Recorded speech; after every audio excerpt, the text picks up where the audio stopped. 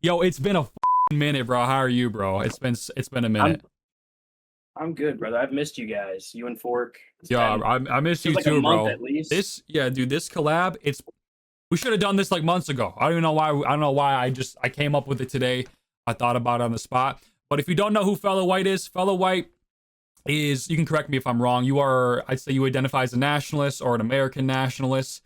And Yes, sir. well, I'm going to interview Fellow White today. We're going to figure out his origins, where he stands politically, why he feels the need, or why he came to the conclusion to show people what's behind the calendar, right? Why he did that, right? Um, yeah, but go ahead and introduce yourself. If I got anything wrong, go ahead and correct it. All right. Well, I'm fellow white, just some fellow white guy. Um, I would say I'm an American nationalist. At one point, I used to be more on the liberal side of things. Even in 2024, I was like out of the options at the time. I kind of wanted Kennedy low key. I didn't know a whole lot about everything at that point, but with what he was saying with making America healthy again and trying to take down the two-party system, I was like, yes, we definitely need that, 100%, no matter how you look at it. I personally really like RFK. I think he actually said some good things. Like, he said like the healthiest way to consume nicotine is through the Zyn pouches, and I totally agree with that. They have like they don't really have much additives in it. It's usually just like straight nicotine. But since you are talking about your background a little bit, that's actually the first question I wanted to ask you. What's your real background and what led you to start creating content under the name Fellow White? Was there a specific moment or event that pushed you into this space, or what was it? What really pushed me the most, actually, towards nationalism and even God, in a way, was when Charlie Kirk got shot Hmm. because Yeah. he was extremely like centrist. He was not Yes. crazy conservative at all. And everyone would call him a Nazi to the point where someone decided to take his life. Yeah, they can use that to justify killing him if they consistently call him that. Absolutely. And they do that intentionally so that they have free range to kill us because we believe a certain way that America is and or we have Christian morals or backgrounds in that. But that was my biggest catalyst. And then probably watching Nick's video the following week or so when he was talking about Charlie Kirk, and then I was deep diving into um, pretty much everything geopolitically throughout the U.S. forever. You started waking up about it. You started realizing Yeah, about it. Yeah, I kind of yeah. knew prior to that, but I didn't know the extent. I was getting the Instagram reel rabbit hole a little bit, and just Kanye helped a little bit, slowly inching down the path until you do your own research. Yeah, I remember in 22 when he was going crazy on Infowars and that was definitely like what kind of made me like look into that stuff. That was one of the events definitely. So yeah, the Charlie Kirk assassination, it woke up a lot of people. It really made people realize how um violent the opposite side is and how quick they are to try to say words and justify murdering you for the things they say, the things Oh yeah, they disagree with you. And Charlie Kirk was just a perfect example. They said he was a racist. I saw people were saying he was a hidden white supremacist and stuff like that. I was seeing stuff like that. But realistically, objectively speaking, Charlie Kirk was the moderate position. Okay, he was the oh moderate absolutely. position. Nothing was insane about his position. Nothing was crazy about it. He had very standard conservative takes. Okay, Yeah, and he, but he wasn't racist or anything either. no, and he Like wasn't racist, there's no nothing like that. not at all. Yeah, and he people will constantly quote him saying like if there's a black pilot, I'm gonna question his credentials and stuff like that. But that's just referring to like DEI hiring based off race, not based off merit, right? That's just what he's Right. referring to. A lot of this stuff they'll take out of context and they'll probably do it on purpose. They'll take these things out of context on purpose to justify the killing, right? To justify that. But was that the only thing that kind of I mean, radicalized you to become to like nationalism or that was the biggest catalyst. But prior to that, I was living in the city, which they call mini Chicago Yeah. over here, and I worked at a retail store, two different retail stores, and it was my biggest thing at working at one of them was the French Africans that would come in. They would speak absolutely no English. They would barter with you or try to barter with you, That's a common and thing. Yeah. that they were just horrible, horrible to deal with. And like there's a crazy influx of them out of nowhere. Like they didn't used to live here at all, and they're clearly not, used to how working and money works in the U.S. Clearly not assimilated either. And they come in like masses and they come in waves. I had the same thing too. Like I had a ton of Arabic and black people to show up to like my area randomly. It was just like that. It felt like that. And you probably experienced that too. It literally felt like that. And now there's this huge wave of Indians coming. There's this huge wave of Oh, like Indian people coming, and I'm so upset about that. But demographic shift, witnessing that real time, that radicalizes people a lot. And that definitely played oh, into mine as well, just demographic shift and just seeing how the other races acted and how different they are from us. That definitely yeah. radicalized And if it doesn't radicalize people on race, it's gonna radicalize people at least on immigration. Absolutely. right. They may not acknowledge the racial part of like immigration, like these people are being used for demographic replacement, and there is some genetic factors to things like IQ and behavior and all things like that. But, Right. even when people wake up about immigration, they still don't want to accept the race issue, the race pill. They'll say things like, "Oh, it's just culture, guys. It's actually just a culture issue and all that." But you're totally right about that. Which destroys our culture as well, which they won't admit that America had a culture. They just, at least they won't admit that it was a white culture, Yeah, Christian they say that a culture. lot. They go like, "Oh, but America has no culture. Whites have no culture." They say this like all the time to justify multiculturalism and bringing their culture here. I mean, realistically, if you're immigrating, you should be glad to escape your country, to be blunt. All right, you should be glad Oh to yeah. escape that. But you're bringing your country here. You're bringing the language, the culture. It's like I don't understand that. Well, they do that too while claiming that they love their country and that their country's the best. The country that they would never live in, which is you were even talking about that earlier on stream, but no one would ever want to leave here. Even the Muslims that I've seen do interviews, like there was a lady from Egypt earlier that I was watching saying how Egypt was so much better. She felt way safer and more free. But you're under Sharia law there. It's Islam. You're not free at all as a woman, especially compared to America. But I don't know. It's cope. It really is. They don't want to believe that they came from a and they don't want to assimilate into the culture. That's what it boils down to. Exactly. They don't want to assimilate into the culture. They swear their home country's better. You ask them, "Are you more proud to be American or are you more proud to be Sudanese or Lebanese or maybe even some European immigrants? Are you more proud to be Serbian?" And um they'll tell you their home nation every single time, but they never want to live in their home nation, but they have this blind nationalism to their home nation, but they never want to live there. They want to come to white nations and come to first world nations and take the resources from it and benefit from it. But for some reason, they still grasp onto this loyalty of their home nation. Right. And it's just proof that these people are the unassimilable. They do not assimilate. The people that do assimilate, those are the Europeans, right? It's not to say that all of them don't assimilate. Okay, obviously there's going to be outliers, right? But just for the most part, the majority rule, these people they're unassimilable. They can't come into the West, right? Right. Well, and it shows too, like the level of nationalism that any person would have in their heart and in their soul. Just that's home.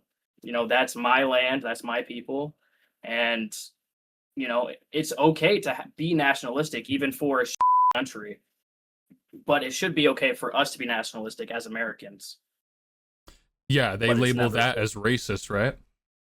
Yeah, every time, or you're a neo-Nazi or whatever else. Yeah, they label it as they label it as far right, whatever, racist. But It's like the non-white countries, they're allowed to have nationalism, pride in their race without being Right. ridiculed and called names. But the second a white person comes up and says, you know what, I'm proud to be white, I'm proud to be American, I'm proud to be Polish, I'm proud to be German, that gets labeled as white supremacy. White pride instantly gets confused with white supremacy. And what does white supremacy even really mean? Like, what do you even really mean by white supremacy?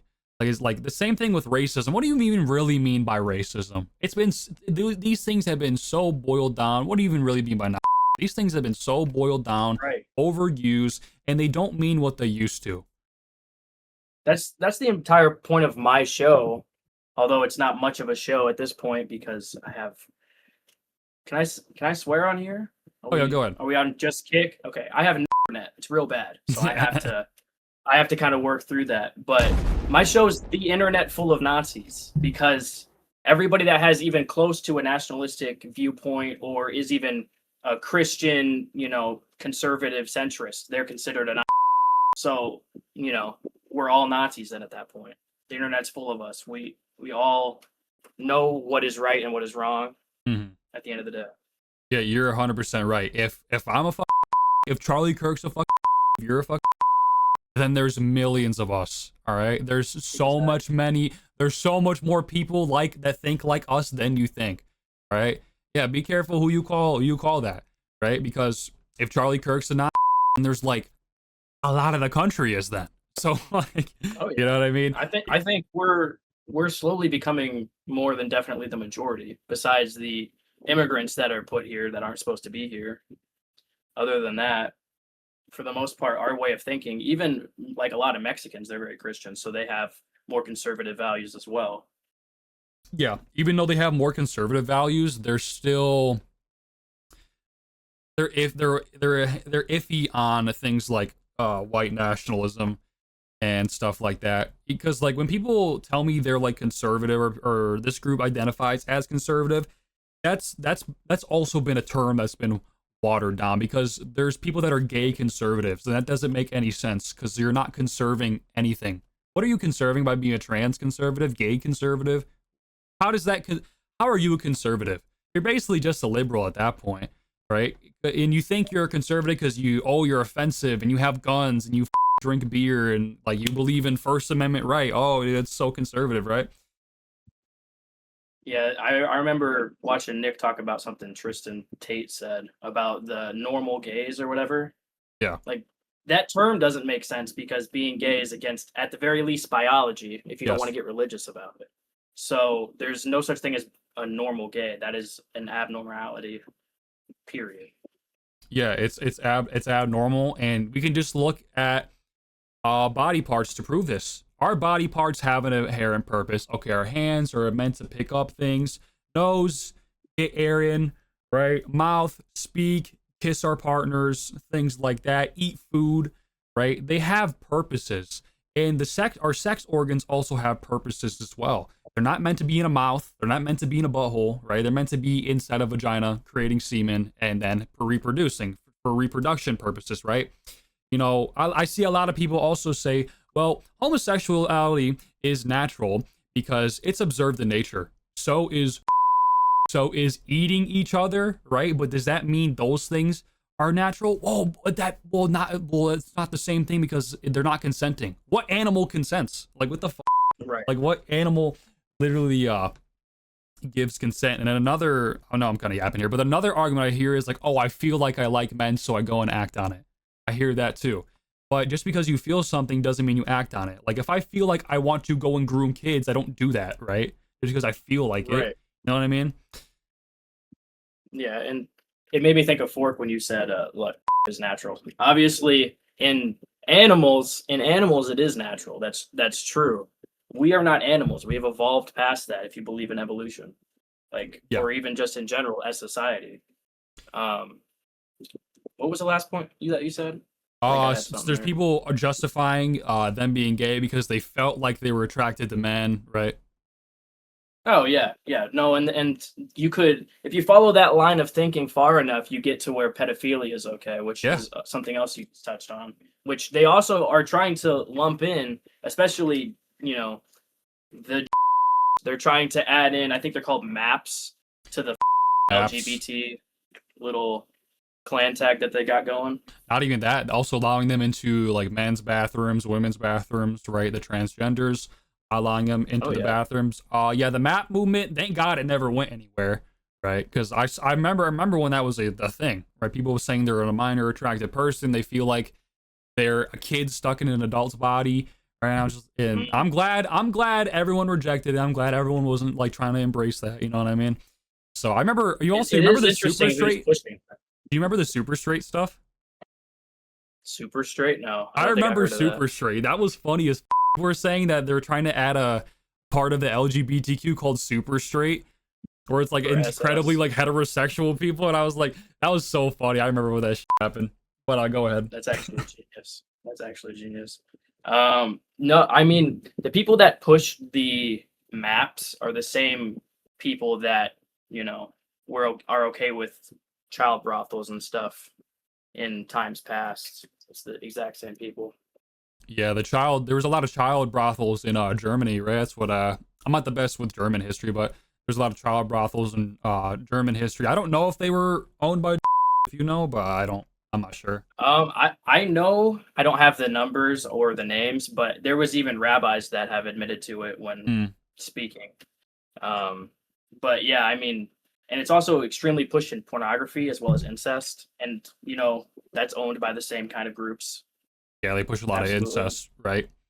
When I was it's like the top categories. yeah, when I was chronically addicted to porn when I was younger, the top categories were step bro, step sis, stepmom, like that. Those are the top categories, right? So they try to push these super degenerate actions onto you and try to make you think these things are normal, right? Through things like media, uh, pornography, etc. Which it changes your brain too. The whole point of that is to change your brain chemistry and make you want to do those things and then to act on them, and then eventually for it to be normalized in society. Yeah, Even if you look at Rabbi Buttplug, like he's trying to push that by selling dildos and shit with his daughter. yeah, it's so It's gross. all, Yeah, I saw that. He's it's all, selling toys with his daughter. yeah. Isn't that like how do you even get to that point in your existence to where you've ever thought that would not be at least seen as bad? You just gotta Well, be. he doesn't care about his image. Yeah, Yeah, you just gotta be, and you can justify it, right? You just gotta be, it's in the bro. Torah, bro. If she's under 3 years old, I mean, it's fair game. Oh, you mean Or the Talmud, Talmud, right? I should say. Yeah, Yeah, the Talmud. Talmud. Yeah, I know. What is that verse? I've heard that verse before. You want me to look it up real quick? Sure. I could, Yeah, I could look it up. Might and take a little bit. while you're doing that, I'll bring it back to the porn thing. It does actually um change. It does change your brain chemistry a lot. Like it tricks your brain into thinking you are having sex and you are partaking in sexual intercourse, right? And it's super bad. It acts like a drug. We don't even have to talk about the science behind what it does to your brain. It literally acts like a drug, right? It's like it's highly addicting. It's super accessible. People are chronically addicted to it. It ruins relationships, marriages. It literally acts like a drug, and it's the most easily and accessible drug. That's what people don't talk about. Oh yeah. I mean, my ex girlfriend actually put me on to the brain chemistry side of things because I was obviously once there myself. Probably found porn before 5th grade because I heard what sex was, and I was like, oh yeah, sex.com, of course. Yeah. Let me see what that is. What's kind of unfortunate about And our yeah, generation is like most of us figured out about porn at like 10, 11, 12, like really young. right. And you think it's cool. You're like, holy, got to show all my friends, and then you them over, and then it Yeah, just it's a slowly spiral, snowballs.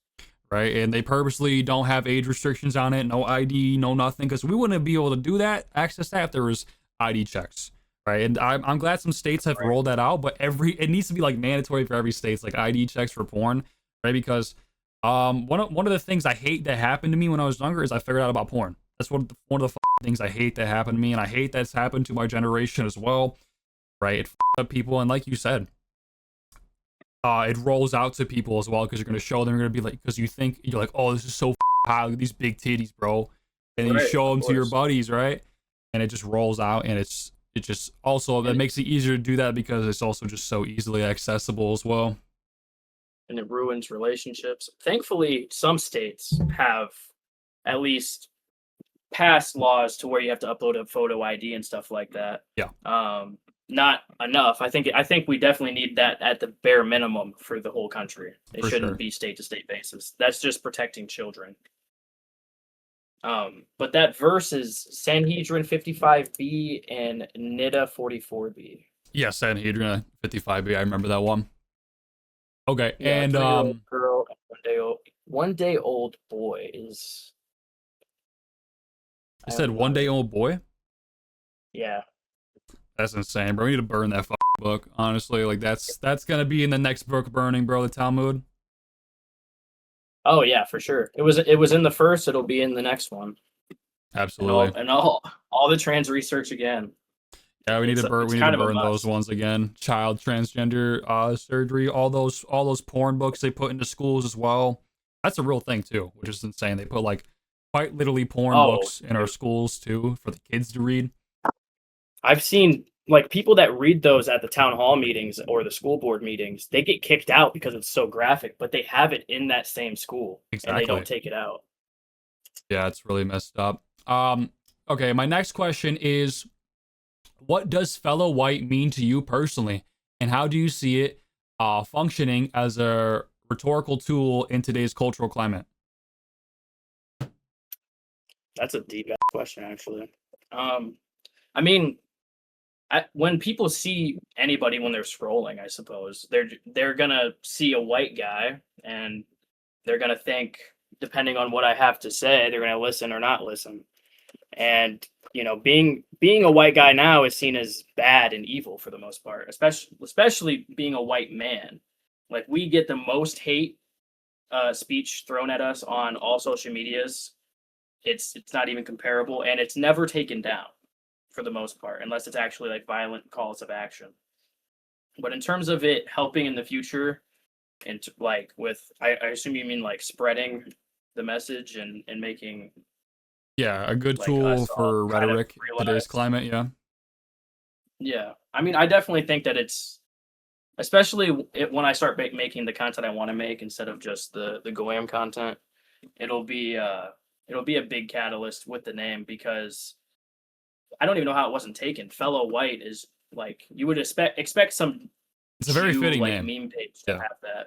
super Yeah, fitting name. I mean, I'm just another white guy that saw the reality of the world and religion and everything else, and I'm here. That's basically what it boils down to. I'm like a lot of people that would be watching now, a lot of people that see my clips, and people that even don't talk politics. Like they're very reserved people, and they just kind of go about their day. I have the same views as they do, and I don't have any hatred in my heart or anything. I don't think most white people do. I don't think you do, Crispy. I think it's a shame when black people disproportionately are violent and commit crimes. Like I wish they wouldn't do that. It makes me envy segregation because the black culture of then and the black culture of now is crazy different. It's complete degeneracy to where they were usually pretty Christian, upstanding people, polite for the most part. It's just a shame. You're saying in the past. Yeah. They used to be a different culture for black people, but I think with the ending of segregation, they wanted to disassociate from white people so much that almost they didn't even give into the stereotypes because the stereotypes were there, and then I guess they did give in subconsciously maybe, Yeah. and then they just became the worst versions. Yeah. The thing about the black culture, it was like you're partially right. It was a tiny bit better in the past. They made less money than they do now. There was more two-parent households than there is now. Um, but the issue is still crime. The crime was still substantially high relatively to their population size. So it makes me really question: is it really culture? Is it their culture that's really causing them to do this? Yeah, there's things we can make better. There's things we can change, environmental wise, culture wise. But if they're still having the same issue, even though we do this, is it really culture? Oh yeah, I mean it totally plays with IQ. I mean, you look at any African country, it's a shit. They can't build anything, but there's no reason besides IQ and not wanting to. Because I know that black people can behave civilly. They just choose not to. Besides the ones that are too low of IQ to, they have no impulse control, Yeah. things like that. Lower Black IQ black people tend to be looping. more violent too. That's there's a bunch of Oh studies done yeah, on that. Yeah. violent, irrational. A lot of them have nothing to lose, especially that's their reasoning anyway for why they do the things they do. But no, it's definitely not just culture. It was slightly better. I guess I don't know the crime of back then. I just see like, old clips of like the 60s and segregation and everyone's wearing they're nice and dressed up in sundresses and all that kind of stuff. It Makes it was a little feel like a better. nicer town. It was a little better for sure, but I mean, I've had like debates and stuff about this. So like, is it culture? Or is it genetics? Right? I'm on the genetics side, right? And people have had me do these experiments. They're like, okay, look at their income from back then and look at it now. They made less money back then, um, and their crime rate was still high. And then the things that were true that these people I debate talked about is there was way more two parent households, right? And I think single motherhood's a huge issue in the black community, and I think it's because black mothers are incentivized to leave because they're gonna get things like SNAP and Oh yeah. other EBT government benefits if they do leave. Welfare has definitely contributed to making everything worse. Even for whites. I mean, I haven't had insurance for probably 4 years since Joe Biden had switched my state's like state insurance or whatever. Switched it twice since then. Haven't had insurance. Can't get it if I apply to it. And I make below poverty. Poverty's 40K a year. I have never made 40K a year in my life. And I can't get any assistance. Yeah, so you actually can't apply even though you're making below poverty. Every time I apply, I get denied. That's Every single insane. time. Yeah, and Even for food assistance. that's insane, bro. And a lot of people will say like, "Oh, but white people are the biggest contributors." It's like, bro, per capita. It's like Yeah. per capita. Okay, like you got to understand that. It's like, yeah, raw data, they are the biggest consumers. That's true, but per capita relative to their like population size. They And genuinely when can't it understand that. yeah, that's like a lot of people can. Like the left don't understand it, a lot of black people don't understand it. And the we're also one of the biggest taxpayers, so we're paying for these people's welfare, and you can't even Right. apply for welfare, or you can't even apply for assistance, but you have to pay for other people's assistance. So it's total. Man. Well, and that's why I can't get my internet either. I use my streaming internet because I owe the IRS from 2024. I owe them $777 because in state taxes, and then for 2024, I owe them another $330 in state taxes, making below poverty, and it's being taken out of my check every week. Like I just there's nothing I can do to stop the system that's in place. Yeah, man, that's absolutely. I mean, if you don't mind, what do you owe them for, or if you have to keep that under wraps? It's literally just state taxes. Just state That's taxes. it. Okay. Got. Which is it's a huge scam. Like I get state taxes out of my check every paycheck. I even upped it to twice what I'm supposed to have to pay, and I still keep owing. Yeah, we pay our state taxes, right? Like here we have Whitmer. She promised to fix the roads. That was her slogan. We keep paying more and more and more and more taxes. Nothing. She has not fixed. The roads are still terrible. I run over potholes every minute or so, and my road's still a disaster. It's just like absolute scam. Taxes are total. Fucks up your car, which every part of that is bad, especially the roads. I mean, Yeah, it messes up your but that car doesn't too. surprise me. If they run on it, you can sure know they're not going to do that, or they're going to do the opposite. Yeah. At this point, Okay, I'll get on to. Wait, sorry. I would say I'm kind of like I don't want to say skeptical, but more like hopeful for the governor of Iowa, if the guy Who's running? gets it. But the Democrat it's Zach Land as the Okay. Republican, and then the Democrat is Rob Sand. And all that Rob Sand is running on as the Democrat is wanting to legalize weed and that Republican bad. Yeah, he might win. Not gonna lie. Like it got He's getting the legalized most. here. He's getting the most ads. Like I'm seeing him. He's got money behind him. He's got interesting donors for sure. Interesting donors. Interesting ones. Did you know how much money he's taking from APAC or no? I haven't looked into that, but his like running mate or running partner, like they both are very supportive of pride and trans and all that stuff. So I'm sure. Yeah, very things, right? Very supportive of that. But definitely, you should definitely look into that. If his APAC or their APAC donors, make a video about it. That'd be a really good video, right? That's true. That's true. So, I was thinking about doing content for my state. I'm just worried about because I've gotten some death threats from people in my state already. That one Davenport. No, there's some in Davenport, Iowa, and he decided that he was going to message me and threaten me. He works for the city, by the way.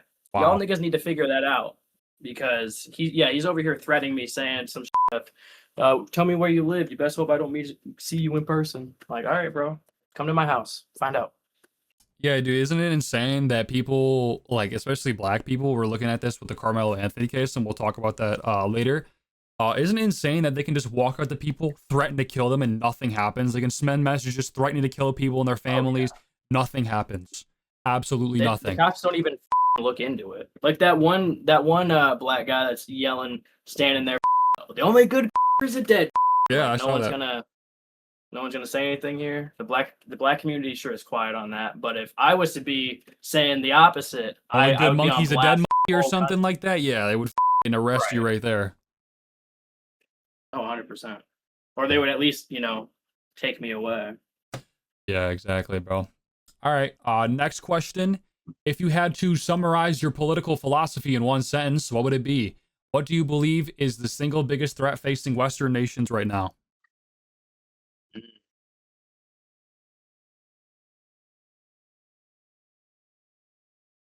In a way, it's immigration.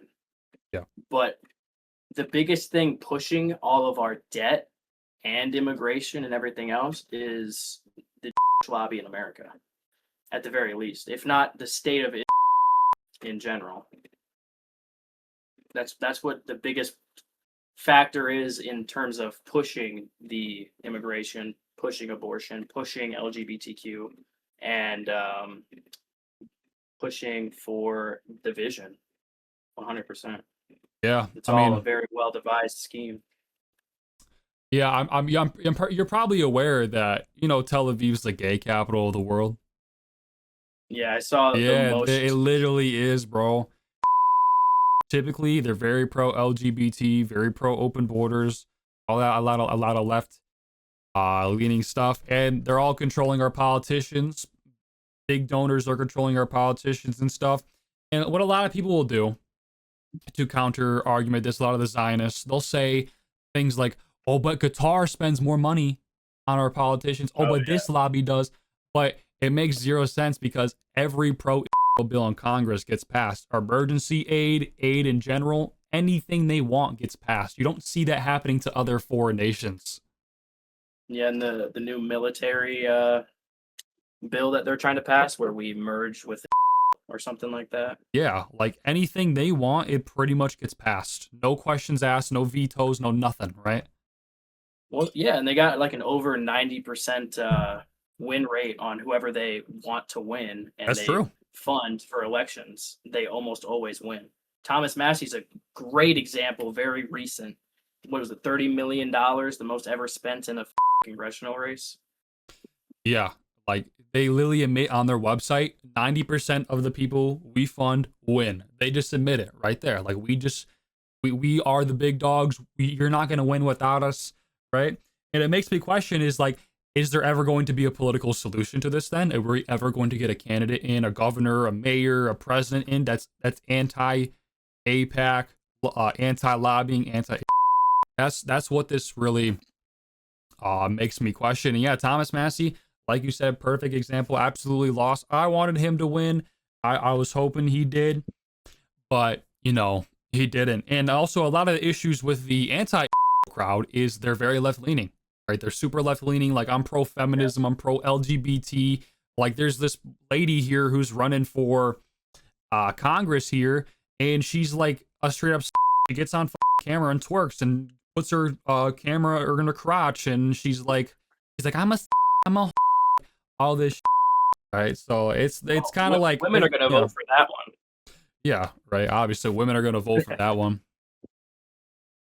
Is she ethnic too? Because then she's She got she has the the brown Jewish coat. phenotype. I'll say that. I don't know if she is because she's not very well Okay. known, right? But she's definitely got a phenotype, and I just would not be surprised if she is, right? Because it's so liberal the things she does, right? I've never seen a candidate do something like that where they literally just get up on their counter and twerk on video to promote their campaign. Like that's new. No one's done that. I That don't was to think so. promote the campaign. Well, I That wasn't mean, just like her, that's on her campaign pages. dude. Holy. Yeah, that's on Okay. her campaign pages, bro. That's how I know about her because I she went a little viral for posting about that, and I looked at it. I'm like, she's from Michigan. I'm like, what the like, what is happening with my candidates? Like, I might as well run at this point. Like, if this is like what we're choosing from. We're choosing Governor Whitmer and this girl. Like, what the might as well run at this point. Yeah, dude. Honestly, I have family there. I'll have them vote for you. You definitely need to Perfect. run if that's the if those are the options, bro. You got to step up Yeah, I just got to because work on optics. They're so bad right now. Like, they're just so bad. But I think you could get a pretty good campaign page.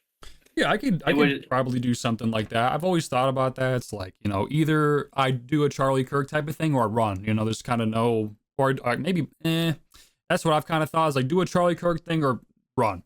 But the thing is, I'm more likely to be successful with the Charlie Kirk thing because I don't need to win people's votes, right? So Right. You don't have money against you either. yeah, you don't Besides, have lobbying against you either. as Yeah, long as you're not being censored, true. that's your biggest enemy. Yeah. Next question I'll ask you is: you often talk about demographic change. Do you believe race is a primarily biological, cultural, or sorry? Do you believe race is primarily biological, cultural, or both? Where do you draw the line between noticing patterns and promoting division? I would say race is definitely biological. Yeah. Like, I mean, you can look at anybody and know, like I look at some people that are white and I'm like, you're not white. Like you can just tell that they're mixed with this or that. And IQ comes with that.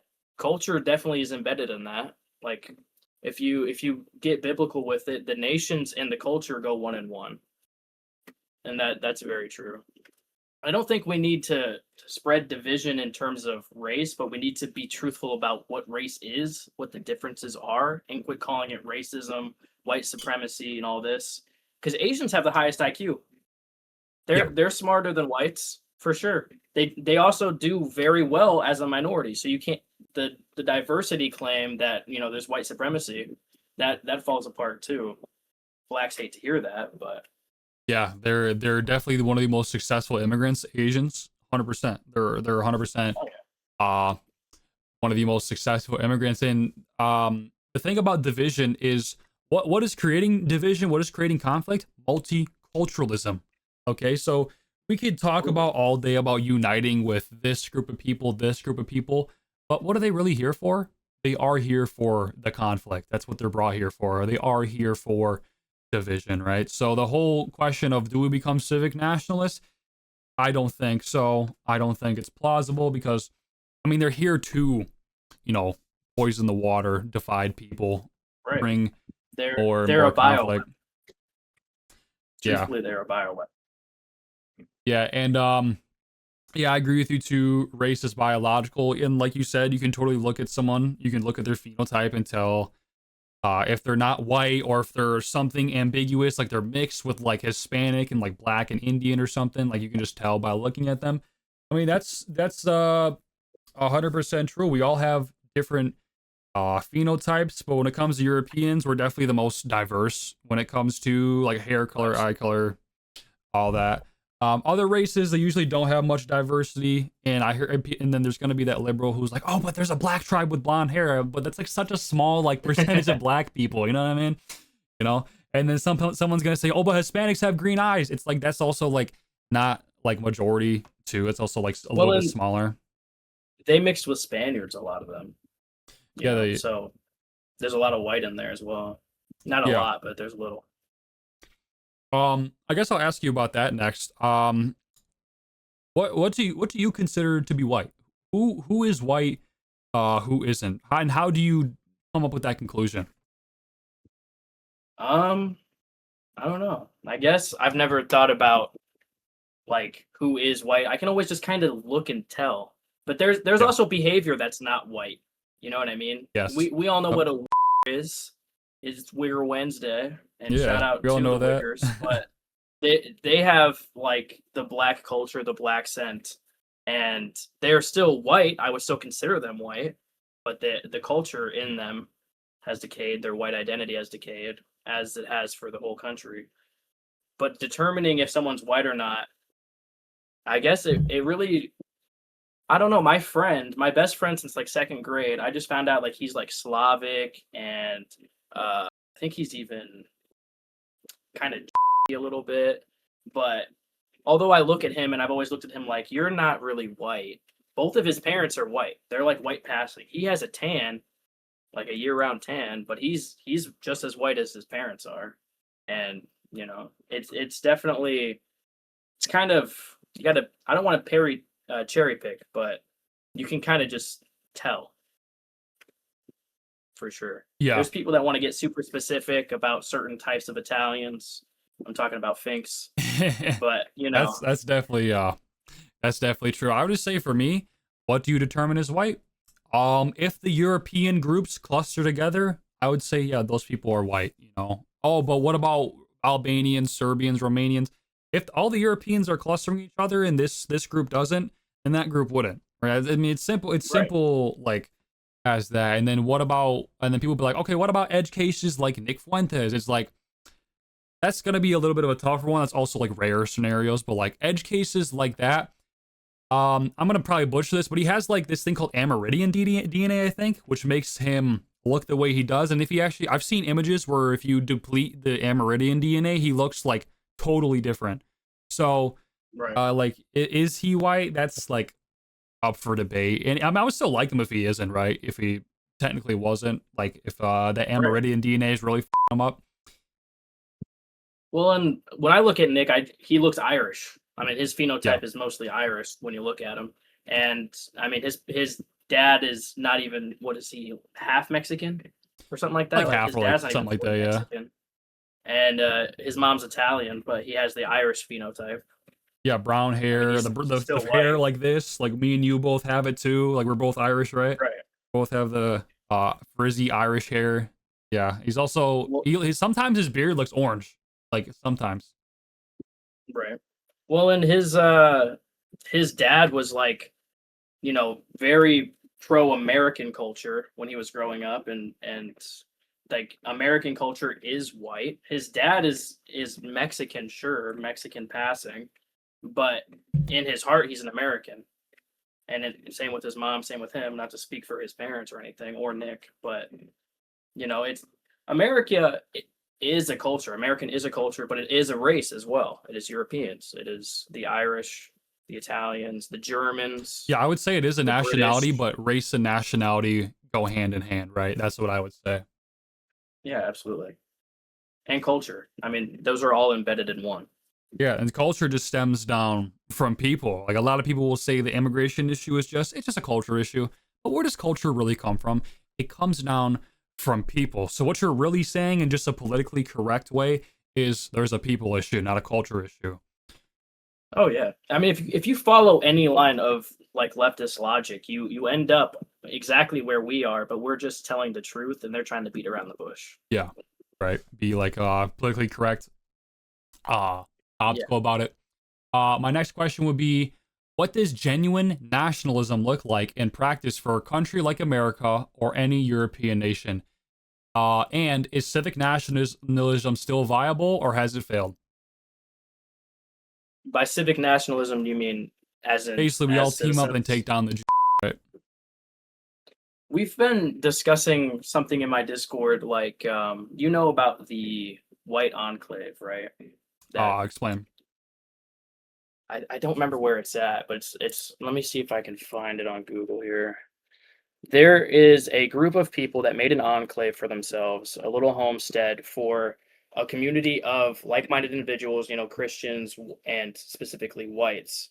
Um, and me and my Discord, we were talking about how we think that an inevitability will be that we as white people will have to kind of do that for ourselves throughout most of the country, not Group just up, tribe up. Yeah, I agree with that. We have right. to start doing that now, right? Now is the best time. Well, and the biggest we've really been like trying to workshop actually getting started with doing this. A lot of the problem that's going to come from this at scale is eventually the government is going to try and make state sponsored enclaves so that they have control, but they still give you a false sense of what you actually want. Mm-hmm. So That's actually a good point. I never actually we're thought of that. yeah, I mean, I don't I can put him on blast. Axel in my Discord, he's a very smart individual. He's thought about these things for a lot. He's got a very good perspective. I think that eventually we have to start doing that. We have to start creating white enclaves throughout the US, and it will signal to the government that this is what we want. We want to be separate from the multiculturalism that you're forcing on us. And it's not because we hate people, it's because we want to be with our own people. We want to be safe. We want to, you know, have the same values and be taught the truth instead of whatever McGraw Hill is trying to push onto us and all sorts of things like that. Yeah, I don't think it's exactly. impossible. It's just going to take time, effort, and capital. Capital is going to be the hardest part of that because a lot of us are white, you know, in basements.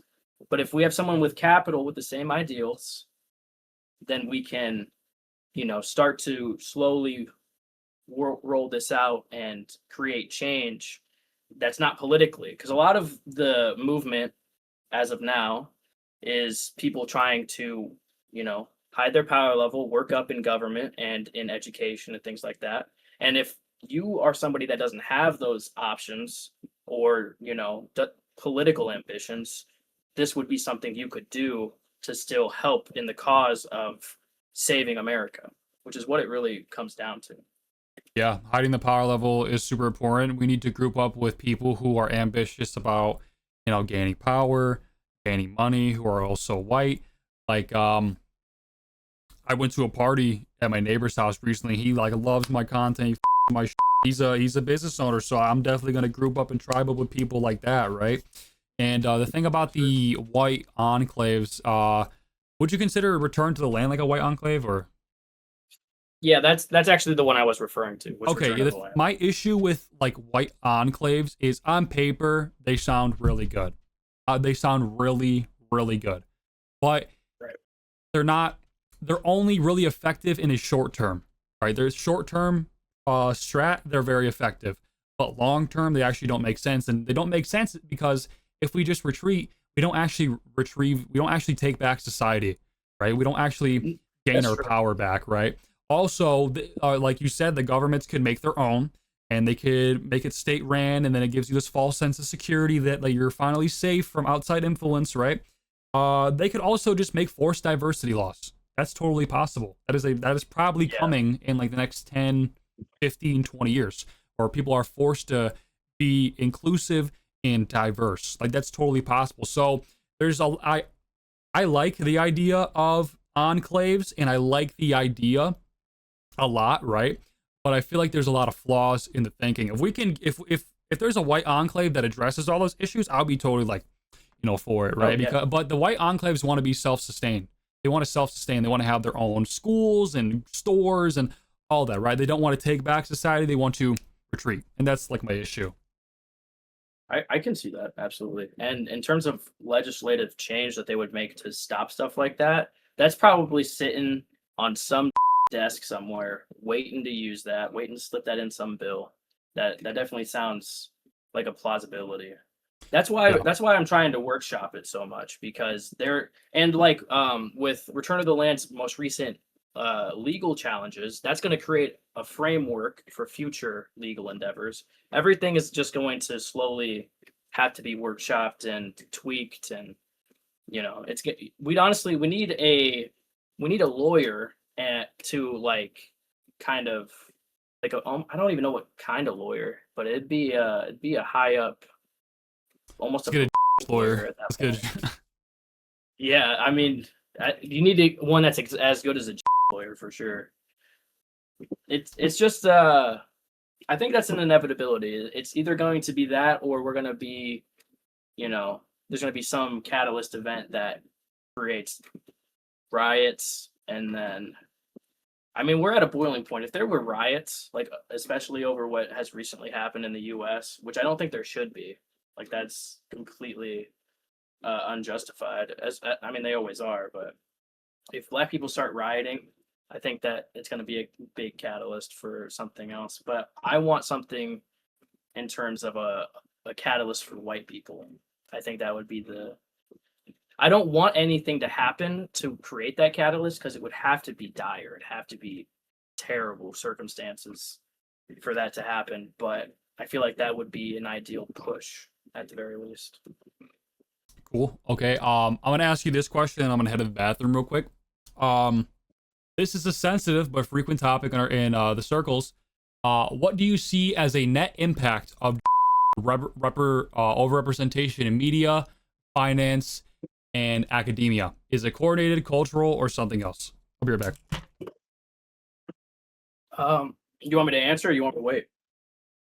I guess I can answer, but I would say that the biggest like thing you can look at as of recently is the acquiring of, what was it, Warner Brothers, I think, and NBC, CNBC, HBO Max by David Ellison, which is Larry Ellison's kid. I would say that's a very obvious, controlled, purposeful capture of media by influence. But I'll restate that when Crispy gets back, taking a tinkle.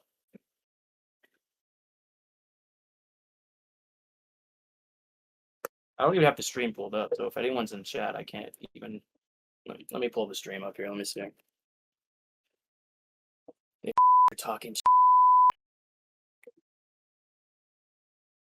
Got 8 people in here. Wow. Let's see.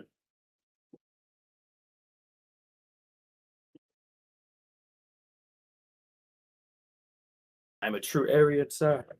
All right, buddy. Spoken like a true poop jeep. What's under the calendar? There's nothing under the calendar. I think we're good. I could show you guys, or I suppose. I don't know if I should though. It's just kicking Twitter, right? I want to make sure. I don't want Crispy to get in trouble. I was slightly entertained in the chat for you. Perfect. All right. What was your answer?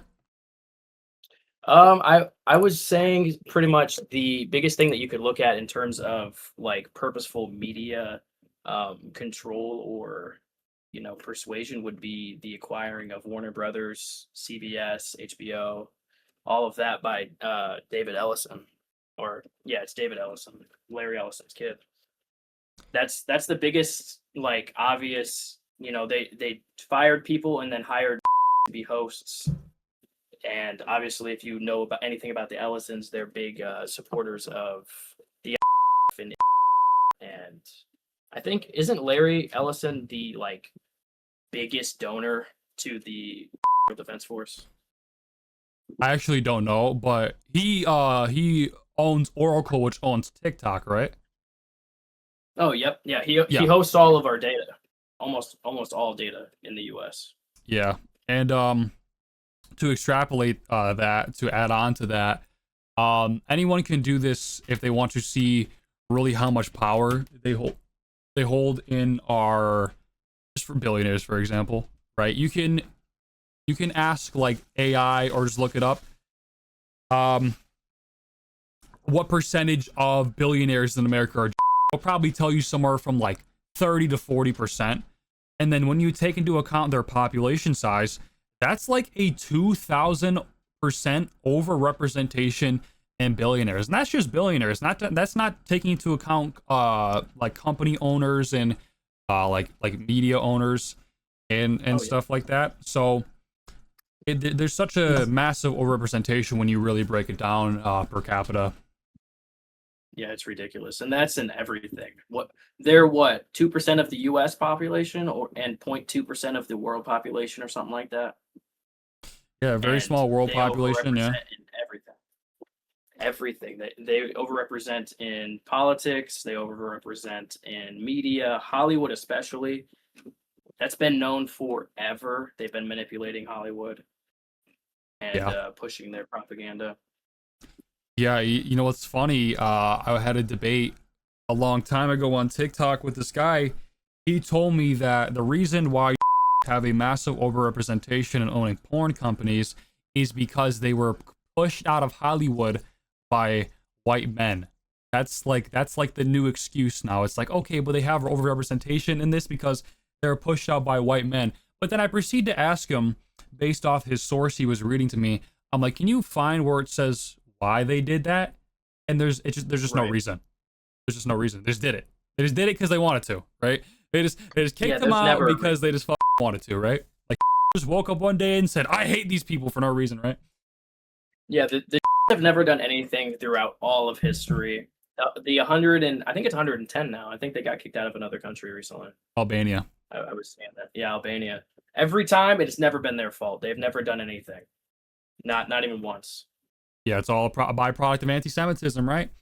And also speaking of Albania, I'm actually really proud of the Albanian people for sticking up for that. Like they were like trying to buy like resorts and like beaches, I think, and they rioted, they threw Molotovs, they protest, and they had to stop the program because there was so much violence. Right? They were so mad.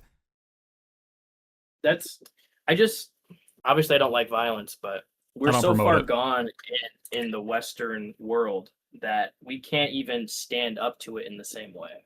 Like we couldn't solve these problems by doing that overnight. Well, It in a yeah, way we can create change doing something like that. Obviously not violence, that's not what I mean. But the political will have to change. We have to go through politics at a certain point.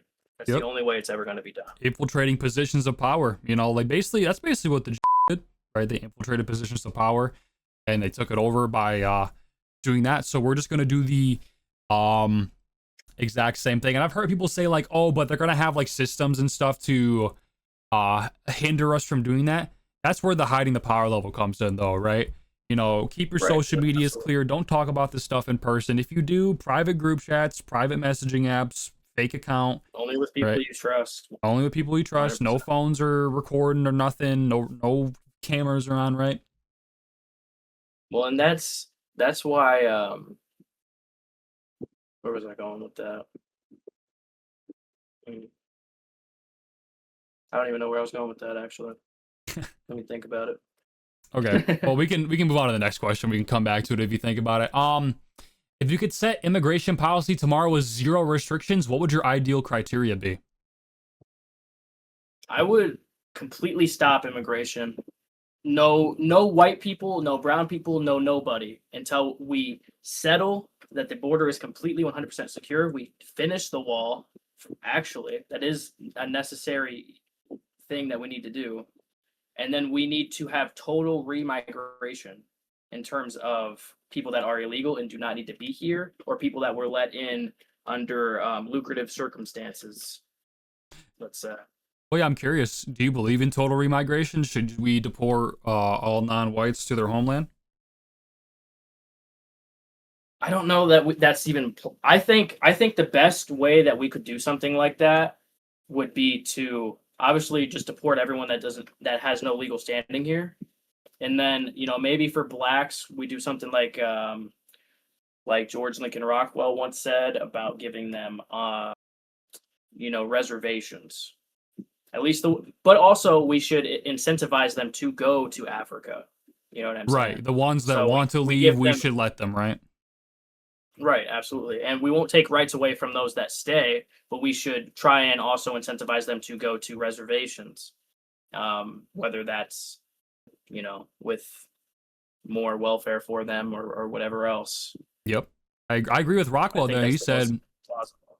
yeah, he said, we don't hate the Negro people, but they were brought here, stolen against their will, and we do owe them something in return. And that's a chance in their own homeland. I totally agree with him. If it's not, he didn't say he's going to deport all of them. He just said it's just if they want to. If they want to go reconnect with their ancestral homeland and try a new start there, they can totally do that. And I totally agree with that. Yeah, absolutely. I think that's the most like compassionate way to go about it too. I Yeah. mean, honestly. And like even Malcolm X and Rockwell, they agreed on these things. They Yep. agreed that segregation was good, race mixing was bad, Mhm. and I wouldn't disagree with that at all. I think that's probably the best course of action that you could take if we're talking remigration. Yeah, I heard in speaking of segregation, I actually heard in China there's this own district where there's black people, but they keep it away from everyone else. They have like their own district. Yep, I heard that. I was like, I what the did. f? I didn't know that. It's insane because they don't want people race mixing. That's why. That's why they. Right. That's why they do that. Well, and I'm sure that, if we were to probably look at crime and other things, it would be an interesting wake up call as well. I'm sure I don't that know. district has a high crime rate. I'm sure. I know that China's probably pretty strict on that. Like, Oh yeah. I mean, I would not imagine they get away with much, but I would assume that they commit the crimes more than the Chinese do. They probably do. I'd have to look into that one day. I'd have to look into like the black people in China, uh, like what their crime rate is. But I'll ask you this next question. How important is Christianity or European pagan heritage to preserving Western civilization? Do you see yourself as culturally Christian or are you more secular? Well, I didn't grow up Christian, so I've slowly come to realize the truth Yeah. about religion, period. And thanks to the for that, it really made me be like, what the did you actually believe? Because you don't get taught anything in school about any of that. You don't get taught about Islam very much either. Besides that, they believe that in the Middle East. And I would say that I'm definitely culturally a Christian now more than I was. I had more spiritual pagan beliefs, but I think that that's just a part of Christianity. Like, I think pagans are very misguided in terms of spirituality. I think that that's just the Holy Spirit that they understand, and they choose to not believe the other parts of that. Uh, and I think that Christianity is the only way to fully save America's culture. Um, and I think that, you can have freedom of religion, but we shouldn't be allowing them to take over. Like, you know how Michigan's going in certain parts, Oh Dearborn yeah, and Dearborn, whatnot. they have a Muslim majority there. Yeah, you're right. Yeah, and it's probably becoming and I'm sure there's lots of domestic violence over there and I don't all know the sorts of crime things that rates, go along with that. but well, I don't know the crime rates, but just in a white nation, there should not be a Muslim majority city. That's just unacceptable. Okay, crime rate Absolutely. aside, GDP aside, okay, like there should there shouldn't be a Muslim majority city, state, nothing like that. Black majority state, nothing, right? We are a white nation, and it should remain that way. And my take on the whole, like, okay, what religion do we impose? Is it paganism? Is it Christianity? Or should we become secular? Is like, it's race first for me. It's a race above literally Oh, everything, I even mean, yeah, religion. Yeah, it's yeah above religion. I know I believe in Orthodox Christianity, but it's race first for me. Okay, that's what's gonna really save our nation. And when it comes to the pro-white movement, we're divided a lot on like paganism and like deism and like Christianity and right. atheism. But we all have to put that to the side and come together as a race. We have to put that together and say it's race first. And that's just my whole take on it. I hate to see like HT's community like being like, we're not working with Christians, you Christ. And then we're seeing pagans say Right. that the same thing. And then we're seeing Christians saying we're not working with pagans, we're not working with deists, you, or if you're not Catholic, we're not working with you. It's like it's race first. We just got to come together and put the grievances to the side, right? It does have to be race first. And I mean, even to get religious on that, like when God's talking about the nations, he is talking about your race, your people, your Yeah. culture. So yeah, it has to be race first. You have to establish that first, and then you can let religion flourish from there. Christianity would still remain dominant on that. And when we talk about the separation of church and state, we also never meant it in the way that it's perceived now. We meant to not have a church control the state of the U.S. Specifically, having like a state church was what we were talking about, not separating Christianity from our morals or ideals as Americans. Actually, I want you to elaborate on that more. What do you mean by it's not how it seems, right? What do you mean by that? In terms of the church and state, Yeah, church and state. well, America was built on the principles of, rights under God, right? Yeah. And almost everyone was I think, maybe not agnostic, but I know it's a different A word. The founders, a lot of them were, and they still believed in the morals of Christianity, and that's what our society was built upon. We never intended for it to be this like loophole that people use to suppress Christian morals and ethics to the point where they they follow them subconsciously while opposing them outwardly. Like in their subconscious, they know what morals they have instilled in them growing up and otherwise, and almost all of them are Christian morals and ethics. I was interviewing what on Umingle anyway, of a trans person for Yeah. probably like an hour and a half, and they still said like they're like the only laws we need, and then they listed the Ten Commandments pretty much, and I was like, okay, so like you understand, you just have a like messed up way of viewing it is how I would say that. Yeah. Okay. That makes a lot of sense. Yeah. Thank you for sharing that. My next question is free speech and deplatforming. You've likely faced censorship. What's the realistic limit of free speech in your view? Should private platforms be forced to host all viewpoints, or is that not the solution? When it comes to free speech, I feel like the only thing that should be censored on any social media platforms would be violence or calling for violence. I Those agree. are the only things that I would classify as that, because under our law there is no hate speech. That's not a thing. You can't say something is hate speech because that doesn't exist in America. We have free speech no matter what the viewpoint is, no matter what you're saying, as long as you're not inciting violence Yeah. or a riot, because those are not protected. Then otherwise you should be in the clear. Nothing should be deplatformed. No symbol should ever make me get banned from Instagram Yeah. when Right. that symbol has been used for almost all time in many different ways. Yeah, I agree. And I'm near free speech absolutist. I believe it's like one of the best rights we've been ever given. It's one of the most it's one of the best rights we've ever been given, and I would hate to see it taken away. And I believe in it for other people, even though I think their ideologies are repulsive. I think Right. communism and socialism is repulsive, and yeah, I would still believe for their right to have to speak about that. But the thing is, they wouldn't believe for to have to give me that right.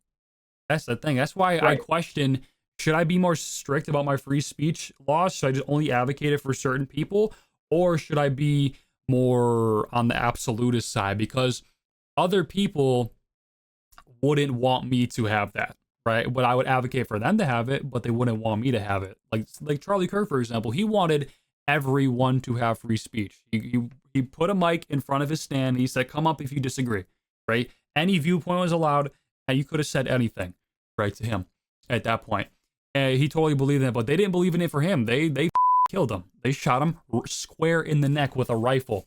That Tyler Robinson guy shot him square in the neck. And then we can talk about like if you believe it's another time, but right, that's what makes me question, like, should I be more on the absolutist side or should I be more strict about it? But when it comes to situations like like Charlie Kirk and other people not supporting your free speech and like Chud the Builder and stuff like that, that really tests if you do believe in free speech.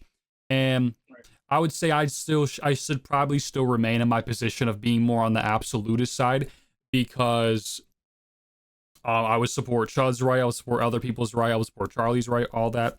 So yeah, that's basically where I stand on free speech. And if you experience censorship, you've experienced censorship, right? Your accounts have been banned before. Yeah, my first account was banned because I didn't censor the flag. That was the main reason my account wasn't Yeah, that's how or I was found your banned. I stuff, think. right? It was the flag stuff. Yeah, Yeah, my biggest thing for free speech is we have to be absolutists because otherwise we're no better than them. If yeah, we don't fight for their right to also have free speech, then we we're lose just it as too, bad as right? them fighting for their right to take it. Yeah, exactly.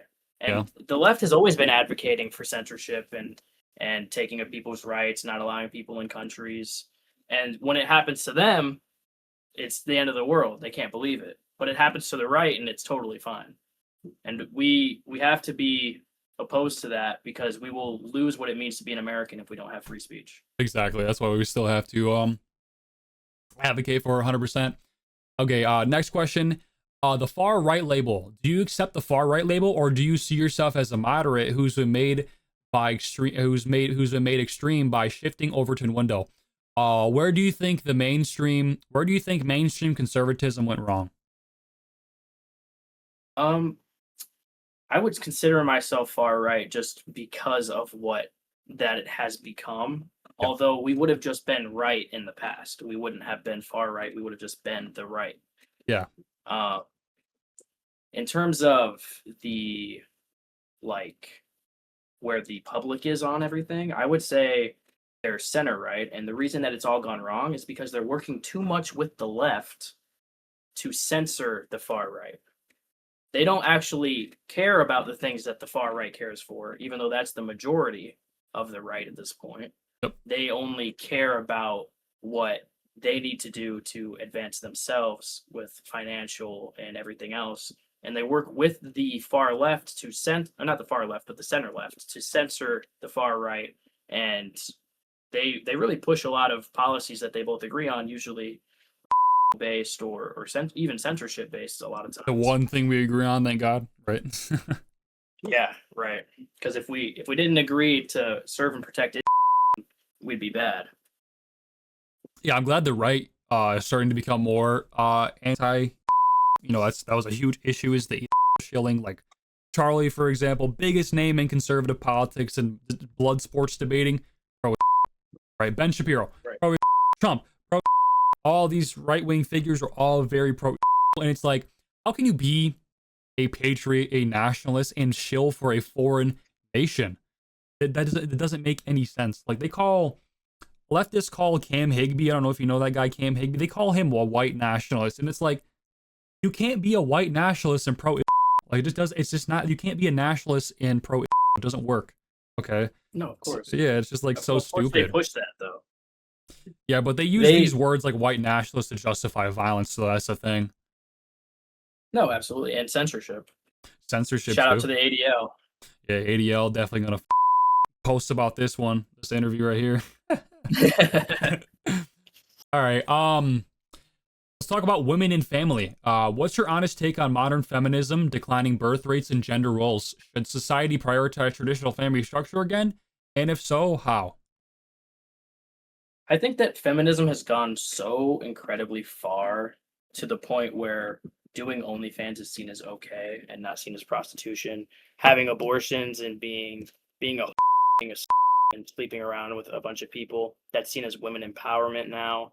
Never wanting to have kids and wanting to be a girl boss businesswoman is more prioritized. And that, along with, you could even lump the LGBTQ community into that if you wanted to, Yeah. has definitely just been a terrible thing to the nuclear family and to all family period. That's why the divorce rates are so high, especially like with social media and everything, and all of women's literature, TV shows. Love Island's a great example. It all promotes the degeneracy, the sleeping around, and like there is no like love anymore. It's all just what can the other person gain from the other person. That's what it boils down to. And once this one person stops providing me what I want or need, or somebody else can provide more of that, it's the hypergamy.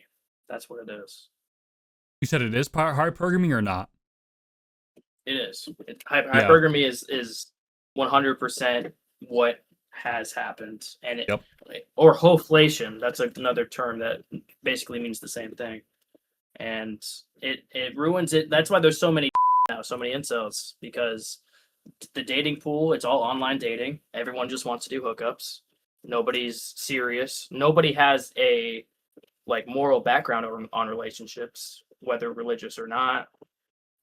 So they fall apart. There's cheating. There's partying. It's a cesspool of degeneracy, 100%.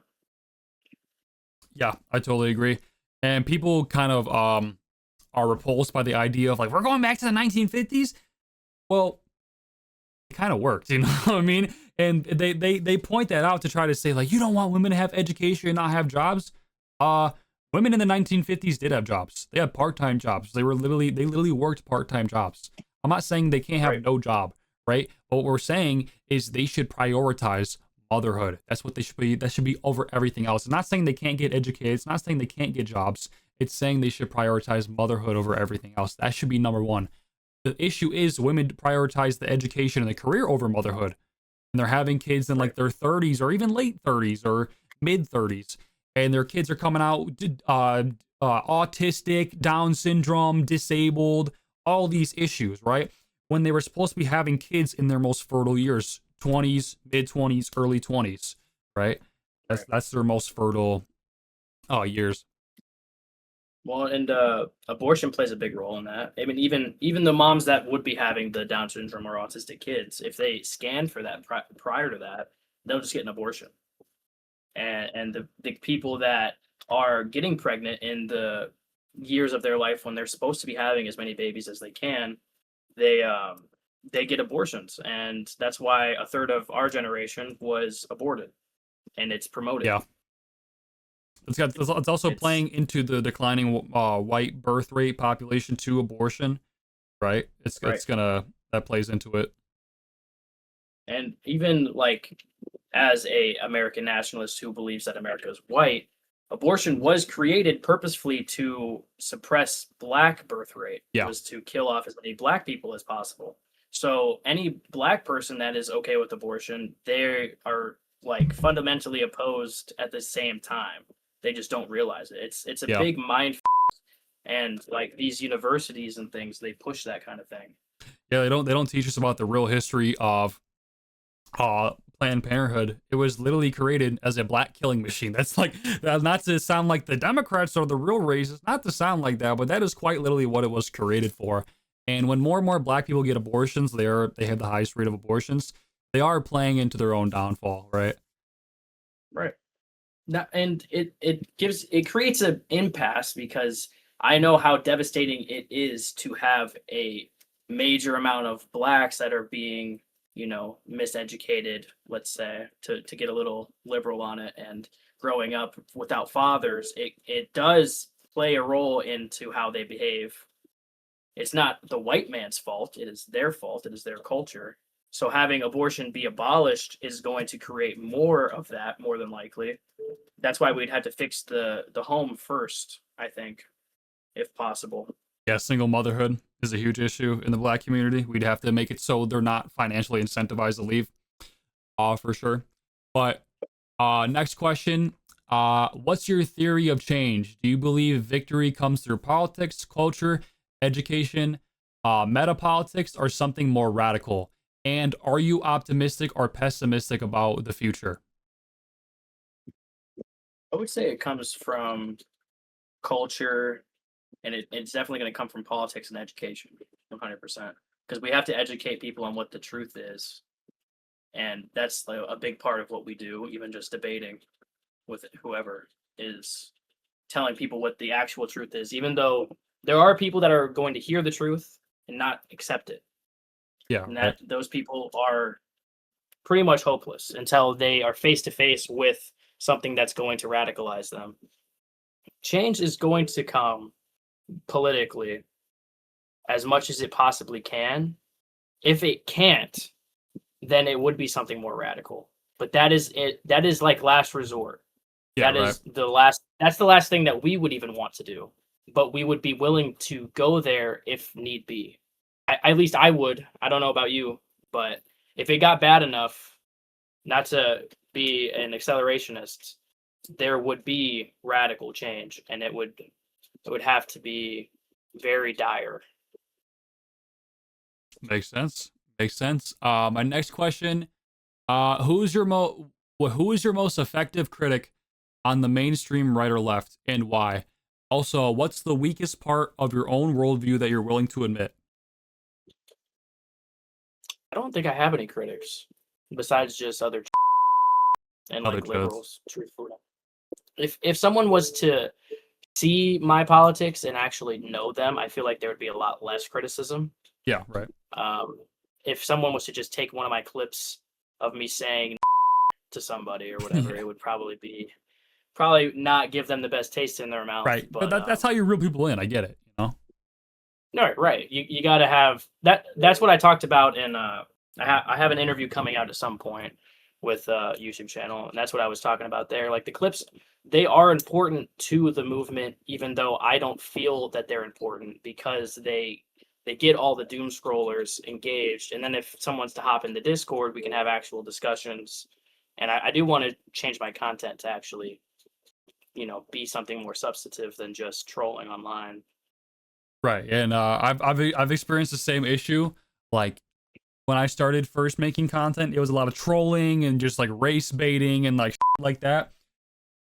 Right. But eventually I got sick of it and I told myself, I'm like, am I gonna prioritize views over what's right? You know what I mean? Am I gonna prioritize views, Right. money? Like, am I gonna prioritize that over what's right? And I've shifted my content. I like the direction better because the trolling stuff, it's funny. It gets super old though. It gets super boring. And this just has more substance to it. And it's better for people to consume as well. When they're consuming me just going like my pants, like pretending to jerk off on Omegle, it's like, what are you learning? What are you gaining? Are you furthering in your career? Are you furthering in your knowledge of nationalism? Are you becoming a better person? No. Right. But when we do these type of conversations and make these type of videos and post clips of this type of stuff, people actually gain from that. Yeah, absolutely. And like it's not even fun a lot of times to create content that is just brain rot. Like Yeah. you have more like actual feeling of creation and pride in what you're doing when you're actually doing something is substantive and important rather than just no shade to I suppose, but just pulling a and Yeah. going through and trolling people and calling people the all day. Yeah, right. And I would like to see his content also take a direction. I think he's been wanting to do that because I remember him mentioning he wanted to do a podcast, and that's like exactly what he needs. He needs a podcast. He needs to express ideas and teach people things and bring people on, and that's what he needs to do, right? Instead of just like the Omega trolling, which like don't get me wrong, it's funny as all right, it's entertaining. Yeah. But that's No, the I enjoy issue. It's just entertainment. It's not really we're not gaining anything. We're not furthering the movement. We're not furthering in our knowledge. That's just like the biggest issue. not saying anything important really. I mean, if you're just like you find some soldiers and even what I do, show them the flag. It's like okay, well, Yeah, you got a reaction, but what did you actually accomplish? Absolutely nothing. exactly. Next question, and then I have one more question, and we can get into the Carmelo case. Um, Creating this kind of content has real life consequences: job, relationship, safety. Was it worth it? And what's the biggest personal sacrifice you've made? I still have my goy job. I got off work today. I told my boss a little bit about what I do, and she's a liberal. She has mixed kids even, and I haven't like shown her any videos or said anything in terms of what it is. But I was like, I need the day off so I can go do this interview for this political content that I make or whatever. Gave a little bit of the most substantive view of that, but I haven't really had to sacrifice anything yet. I'm willing to. I think that if I did end up losing my job over any of this, then that would just push me harder into making content Good. and pushing the movement. in a way, like I really do want that to happen in a really up roundabout way, so I can fully lock in on what needs to be done for everything. That's why this has been a docs for every single video. The calendar itself is a docs, Really? but yeah, I mean, it has a business in town and it has the name of the town. So if anyone was to dox me or anything like that, it'd be super easy. Well, yeah. If they get a close up of it, then yeah, right. Right. I'm not worried though, truthfully. I mean, besides random leftists trying to, or at least claiming to want to commit acts of violence against me, not a worry at all. I got a fireproof shirt I can wear if they were to burn down the house. Like, I'm That's prepared. good. It's a good mindset to have. Um, from personal experience, I say there probably will be consequences in the future. I'm not saying that to scare you or try to like put you down, No, yeah. but those things do happen, right? But even if they do happen, you still push forward. You know, I'm glad I pushed forward. I could have quit, but I didn't. I'm glad I pushed forward. And if it ever happens to you, if it, like job, family scenarios, safety ever happens, just keep going on. Just double down on it at that point, right? Because you wouldn't really have much of a choice at that point. Yeah, you have to. I mean, even just for your character, let alone that it's the most passionate thing that you have is to worry about and protect your people and your future and your country. So, Yep. Next, final question: if you a young white man or a woman is watching you and feeling lost in 2026, what practical advice would you give to them about identity, career, family, and resistance? for identity, I would say don't let anybody race you. Don't think that you're a terrible person because you say the N word or that you think that black people do commit a majority of violence. Don't let yourself be so to where you believe that that's not true, even when you know it is. Don't lie to yourself and don't let other people tell you who you are or that your culture doesn't matter or you can't have racial prejudice against you. Um, what was the next one? I'll just go down the list here. Yeah. So next one was career. For your career, I recommend if you at least know what you want to do in terms of, if not for the movement, but for yourself, go to college, even if it's for the movement. As long as you know what you want to do, do not go into college not knowing what you want. That True. is the biggest mistake people make. Do not Yeah. go into college if you're not serious about it and want to actually, do something. That's the only reason you should go. Otherwise, I would recommend a blue collar job if you can get one, or whatever is good and paying job in the safest area you can work in. In terms of where I used to work, it was not safe, at least at the second location, for sure. And that is because of the demographic that was there. It was mostly black people. Most of them were great. I will be honest, most of them were great, but there was a lot of them that were not, and there were nights where I felt very unsafe. I've had people come in and just start taking out of the store and threaten me, and so definitely factor that into And definitely play any into your career that you go. radicalization, right? Oh yeah, yeah. I had some people come in that they're like four black dudes that came in and they were stealing some food. You know what they stole? And it's not even a joke. The Well, things that they stole, bananas. dude. They stole hot Cheetos and grape soda. What the fuck? They stole a bunch of it. That's all they did. Like I genuinely couldn't believe it. My boss was I even mean, black at the time. She's like, I hate. I was like, whoa, whoa, whoa. dude, you might as well just go for the black and milds at that point, bro. The fuck in the grape Kool-Aid. Seriously, dude, you got to get the whole set. Oh yeah. Next What one, was yeah? family. Your biggest thing for family, I would recommend to have kids young as you can. I know it's a hard world out there. A lot of women are not worth it, or they will get abortions. Have as big a family as you can, even if you can't afford it. Not to quote Tucker, but there's enough welfare out there that you can get on just by having kids. The black people do it. You might as well do it. If not, you're you're gonna be having kids when you're 30, and that's not optimal. I would recommend to homeschool your children because the indoctrination in schools is insane. Even my little cousin recently is talking about how they have like a different name for her at school. They're pretty much like quietly trying to make her trans in a way at school and promoting that kind of thing.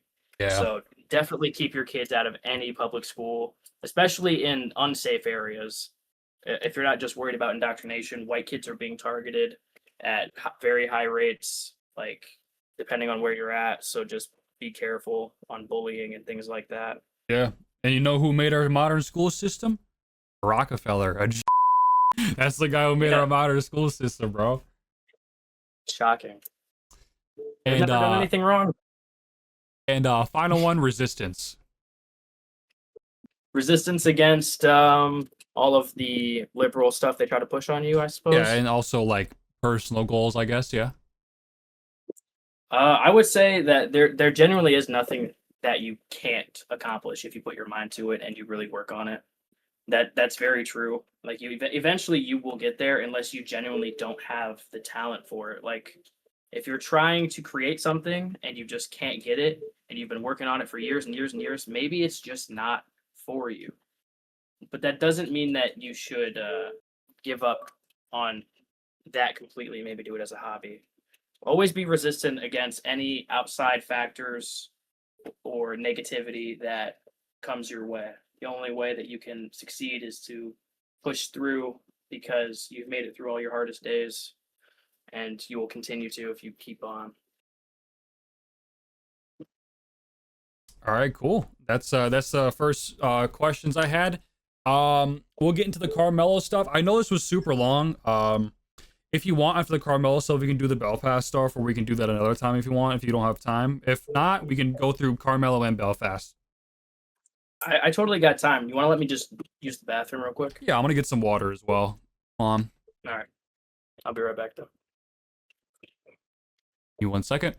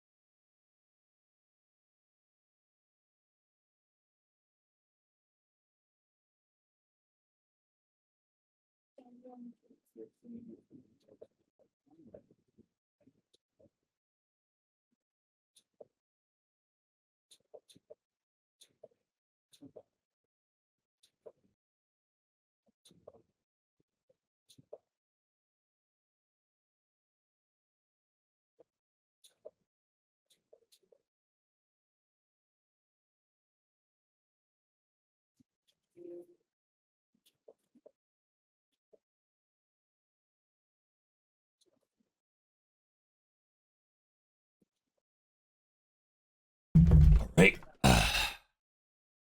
I am back. He is still. Oh, he's here. Yeah, that was perfect timing. Perfect. All right. Let's get into Carmelo Anthony then. So obviously everyone's up to date with the case. Carmelo stabbed Austin Metcalf at a track meet after being asked to leave the tent 15 times and after Austin gave him a light shove like that. So, what's just your overall take on the Carmelo Anthony stabbing of Austin Metcalf at the Texas track meet? I mean, my overall take is that there's absolutely no way that you can say that it was self-defense at all. There is no reason that should have ever even been his defense. There was no defense. You do not get lightly shoved and decide to pull out a knife and stab somebody, break their rib, and puncture their heart. Yeah. That does not happen at all. You also should never, under any circumstances, bring a weapon to a school event Yeah. or school period. So that's a huge red flag in itself, the fact that he had a weapon on him. And then the thing that the black community was doing, sending him, what was it, $600,000 or something like that for his defense. It was that, yeah. It completely just race-based, just because he was a black kid. Not because that he was innocent and wrongfully accused or anything like that. There was absolutely no reason to send him money or support him for murdering somebody besides the fact that he's black. And I don't stand by that at all. I would not ever support any white person that was found even before found guilty, that had murdered somebody just because they were white. I would never support that. Yeah, Like, that's I mean, the tribalistic nature that I can't get. yeah, that's I totally agree with that. Austin Metcalf, he's innocent. Carmelo Anthony, totally guilty, totally an act of anti-white violence. He was clearly looking for a fight. He walked into someone's tent with a pocket knife on school grounds, which is somehow legal. That's legal in Texas, by the way, which is like with a pocket knife in his backpack in a tent. And then he was asked to leave 15 times, and he goes, touch me and I'm gonna do something, right? And he's like reaching in his bag. And witnesses say Austin literally said things like, dude, you're in Frisco, you have nothing on you. And Austin also said, witnesses say this, I'm not fighting you at a track meet. And then he gets killed, right? And it was also after that tiny little shove, but it still doesn't, in this, they can't claim self-defense because Carmelo was technically the aggressor, right? And you can also make the force is disproportionate argument as well. But Carmelo was not the aggressor. He came in, asked to leave, didn't, clearly was provoking them, reached in his bag for his knife, and he was shoved a tiny bit where he barely even moved. The witnesses say he moved like that. Like, that's what they say. And then killed him, right? Stabbed him in the heart. And I think it's just so disgusting. The black community donated $600,000 to $700,000 to his GoFundMe and got him out, letting him just roam across the streets, and his parents benefited from that. I see this all the time in the black community. This is a common occurrence. Their kids go out, commit a crime, and they use it to try to push this narrative that they're being racist against them, and then they use it to get money. I see this all the time. And it's just disgusting. It should be illegal. His parents need to be thrown in jail as well for trying to profit off that, right? Because you know what they bought after they got all that money? Luxury items, cars, like, yeah, all of that they gave stuff. him a public defender. They didn't even use it towards his defense at all. They only used it for personal gain. Yeah, it's literally like, it's just disgusting using your son's murder for like personal gain. You should totally you should totally be in jail. And I want to show you a few clips here. I want to show you the aftermath of the Carmelo case. If you hop on screen share real quick, are you on? Yes, sir. All right, so this is a guy in Florida. Keep in mind, Florida. He filmed himself in an anti-white racially motivated attack down to for nah free Carmelo. I don't even know what the fuck that means. By punching a veteran in the head, all for internet fame. He told the veteran he was going to die after mockingly accusing him of serving on the jury that convicted Carmelo Anthony. This thug needs to be identified, charged with racially motivated assault. So let me just play this real quick. I'll put it up to like the 1.25 speed. Okay, I can pause it with my keyboard. So I don't even know where he's getting this, that the guy's a juror. He's in Florida. totally fucking Right. different state, right? And this guy's apparently a veteran, just minding his own business. Hey, what, you on jury selection? And then he just like smacks him, like out of nowhere, for literally no reason, just minding his own business. No, he wasn't. Seriously. No, he wasn't. He wasn't. He was on jury selection. He keeps trying to provoke it too past that. Yeah, right. Just keep trying to fucking provoke it. Probably to continue assaulting him. I don't think he continues to assault him. I've watched the video briefly, but this like, he's in Florida. He's in a totally like different state. But it also just shows a lot of people. This really reveals how much of the black community just literally hates white people. There's another video I'll show you.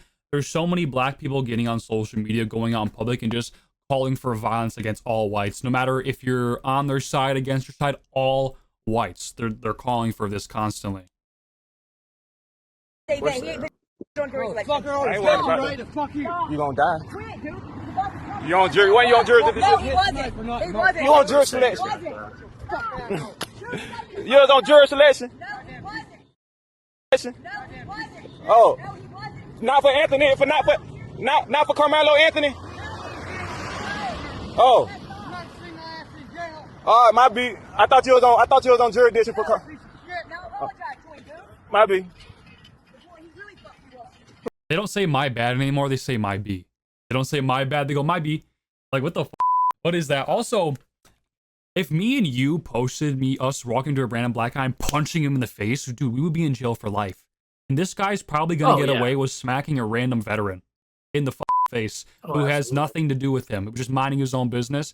Just walks up and smacks him because he thought he was on the Carmelo Anthony jury because he probably looked like him. That's probably why he did that. Right? But you're in a totally different state, dumb. But what's your thoughts on this? I mean, yeah, I mean, to go off of what you said, if any white person had done that to some black guy, it would be racially motivated assault and we'd be charged. But he's gonna probably get away with it. There was absolutely no reason to smack some random white guy. He doesn't even look like he's doing too well in life. Like, yeah. Looks like he's probably struggling wouldn't have been himself. jury-selected. Right, no, absolutely. Yeah, it looks like he's struggling himself. This is definitely also, like you said, if we did it, it would be labeled as a hate crime. But this guy's gonna probably get away with it.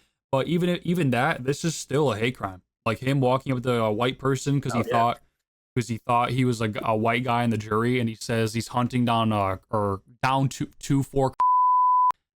Like, I don't know what the fuck that means. I think he means he's hunting down. Like, this is totally like a racially motivated crime. Well, and the whole time you're just saying that it's okay to just openly kill white people. Yeah. Like if you're down for someone that was also convicted, it's not like it's up in the air anymore. Not that it ever should have been.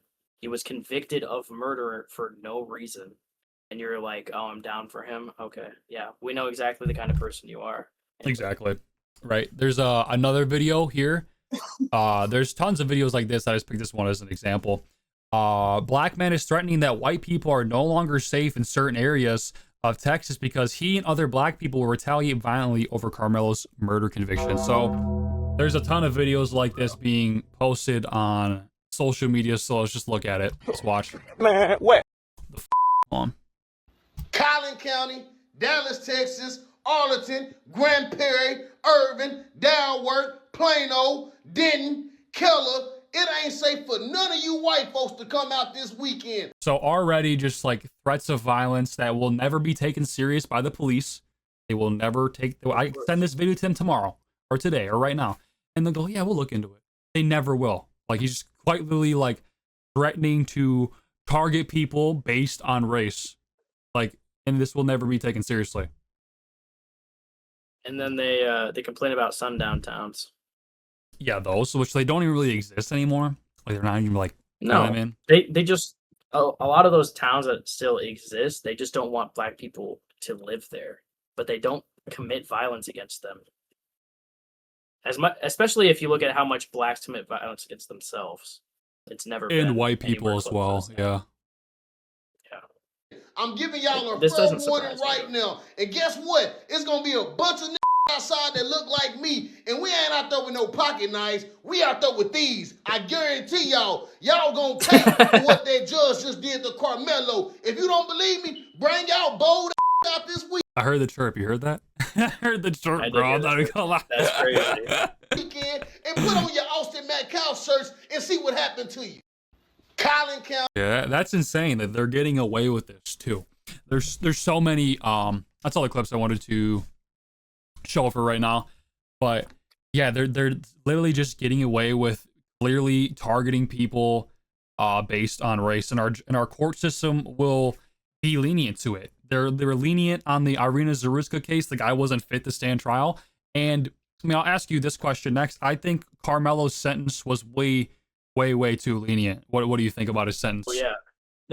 They tried him as a minor, and they should have tried him as an adult, especially. No, for he such a was serious tried as an crime. adult.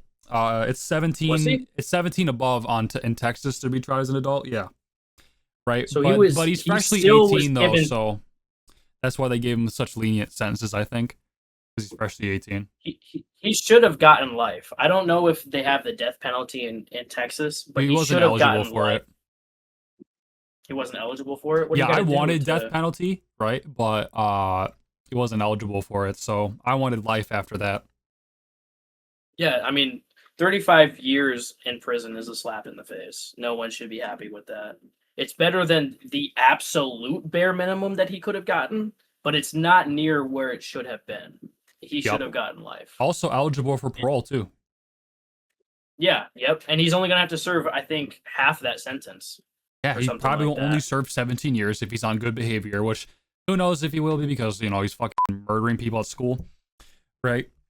But just that alone, that is too lenient. 35 years eligible for parole. It should be life minimum, no parole. At least 50 years above, no parole. I wanted the max sentence, right? They were saying 5 to 99 years on the news, and I was thinking to myself, I'm like, I swear to God, if they give him 5 years, I swear to God, if they give this guy 5 years, thank God they didn't. But still, the sentencing And they try wasn't to much better. They try to blame it on the white jury too. They try to say that the white jury is why he got what he got. He should have gotten life. He's very lucky that he didn't get life. Yeah. And the white jury, the only reason the jury was all white was because the black people that were going to be part of the jury couldn't say with certainty that they wouldn't be okay with letting him go just because he's black. Yeah, exactly, man.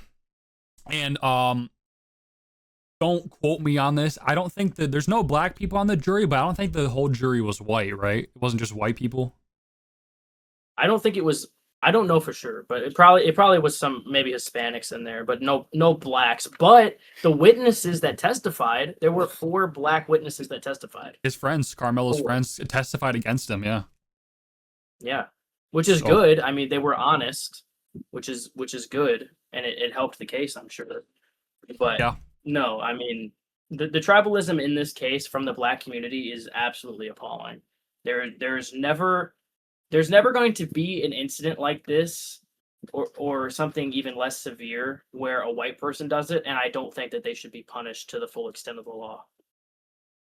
It is still wrong, even with the views that I hold. I do not violence against anyone. You deserve life, if not I agree. to be sent to death.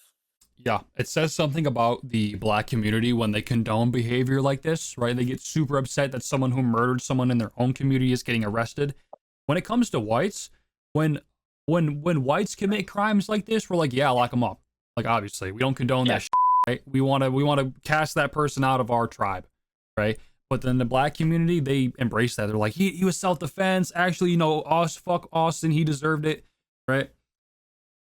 Yeah, and they were saying that to the family after they were walking out of the courtroom, saying that they were glad Austin was dead. These protesters were screaming at the family, saying, Yeah, like no heart. Like that. You don't. If you can say that to someone with a dead kid, you just have no heart. You just your soul's rotten. Your soul's absolutely rotten. You have no soul. I would never do that under the same circumstances. Yeah, exactly. I couldn't. Like the Rick Chow case, I wouldn't tell the black kid's family, haha, your kid's dead, right? Like you know what I mean? Exactly. I wouldn't tell them that. Because no one wants a dead kid, even if their kid's a bad person or whatever. Like, your kid doesn't deserve to die, especially over being in the wrong tent and then trying to stand on, you're not supposed to be here and you're causing a problem with Yeah, no that's physical true. altercation. It was completely unprovoked. It's absolutely horrible. I feel terrible for the family. I feel terrible for the twin brother. I know that I saw at least a clip of him. There's a lot of pent up anger in there. He feels Oh, completely I saw that, bro. He looked probably. menacing. He was like pissed. Yeah.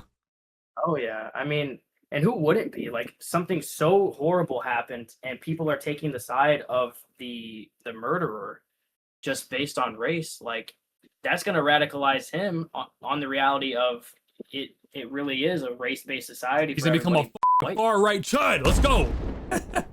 Yeah. Yeah. He'll be a far right Chad. Chad. That's a better word. I like that. Next question. How much did race play a role in the incident itself and in the media coverage around it? Well, I think in the incident itself, it really would be up to knowing, I guess, Carmelo Anthony. But clearly, with everything surrounding it, it was extremely race based from the black community. Him himself, I would assume that he probably was raised in a family similar to the people that were surrounding the case, in terms of they hate white people. They think that white people have done all this wrong to them forever, and that's the reason that they are where they are. Um, but there's no real way to know what was going on inside his head. I'm sure that it was race based, though. I wouldn't put that past him at all. Even the most liberal of black people are racist against white people. You know, well, Yeah, that's of true. course they are. But Yeah, the tolerant left. yeah, um, right, exactly. yeah. What do you think this case? Why do you think this case became such a racial flashpoint with figures like Cardi B calling the verdict "quote unquote" disgusting? Cardi B said that, huh? Wow. Yeah, he said that. Yeah, I didn't know it really got into the celebrity atmosphere that they were commenting on it. Biggest case nationally. Um, Yeah. that really shows the kind of person that Cardi B is in that example. I mean, if you're really gonna stand by him just because he's black, even though he murdered somebody in broad daylight with a bunch of witnesses, clearly you have racial hangups yourself and hate white people. Yeah. You just don't say that. Right. So yeah, if that's the consensus among that community and that way of grouping, that way of thinking for that group of people, then yeah, it's a big problem. Yeah, it really just says It's something kind about of them. good. It's kind of good that it's coming out into the open more and more, even with everything Yeah. like And racially going on in the world. and I feel like this will radicalize more fellow whites, right? Your name mentioned. This will definitely Right. radicalize more fellow whites. Same thing like the Charlie Kirk case did. Same thing like Arena Zarutska did. When just the average white guy who has no clue about this is just seeing these people call for death and violence against his own race, he's like, what the f-?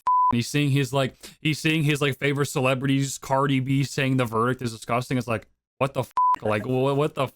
Like, oh my god, like I didn't know you hated me. Like, what? That's like, I liked you a lot. What the fuck is wrong with you?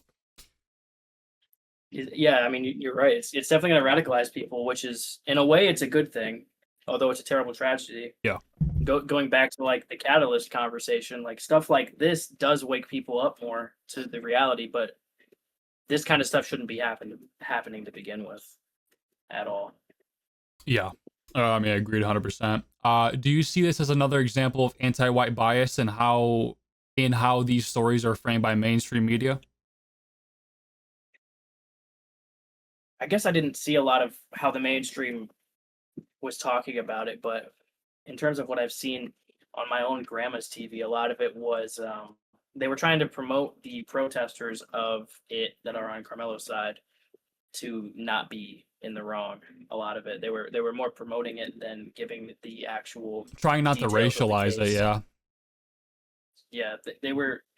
Even the father had said that it wasn't a racial issue. Well, not Carmelo's father, of course, but Austin Metcalf's father. He He did tried say to say that. it wasn't a racial issue. Clearly, there was racial undertones in it.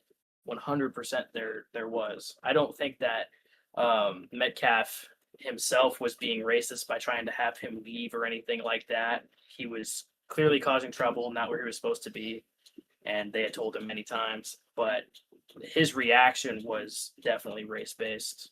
Yep. And apparently from all of the black community, it was justified because it's okay to kill Whitey.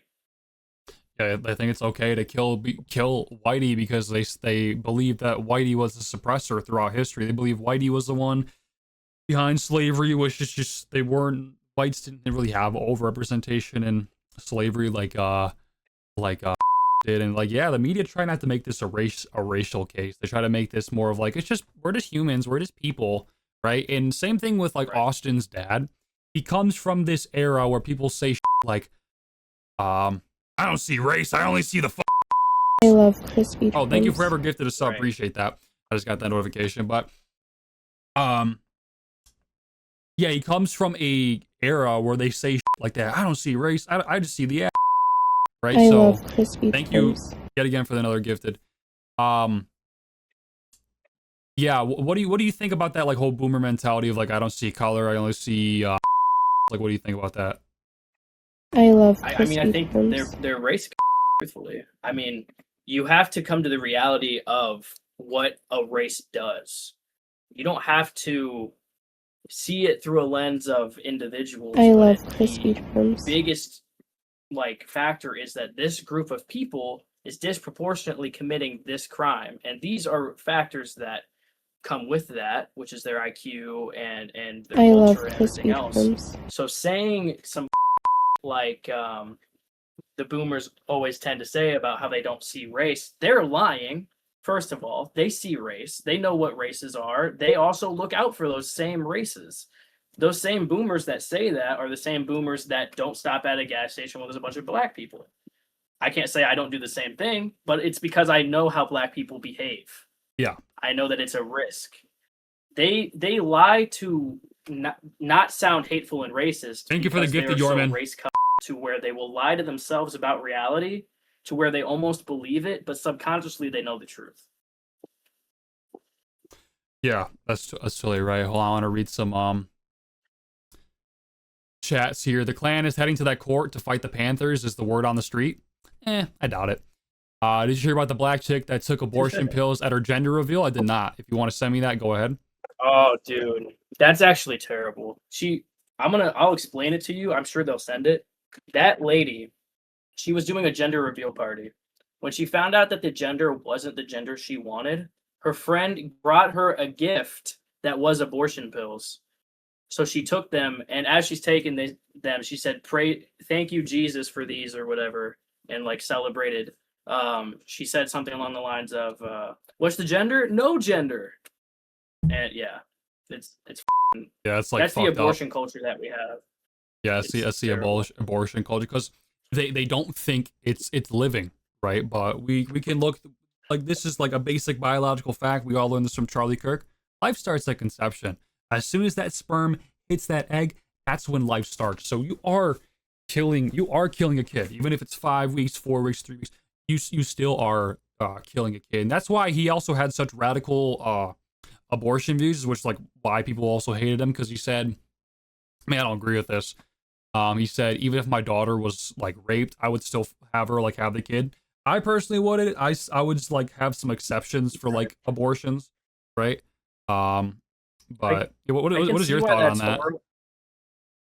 I can see that being absolutely horrible for everyone involved, like especially in cases of like if you want to talk about incest, like that is a horrible case. But I mean, if we're going to have abortion reform, we can't have exceptions like that at the same time. Yeah.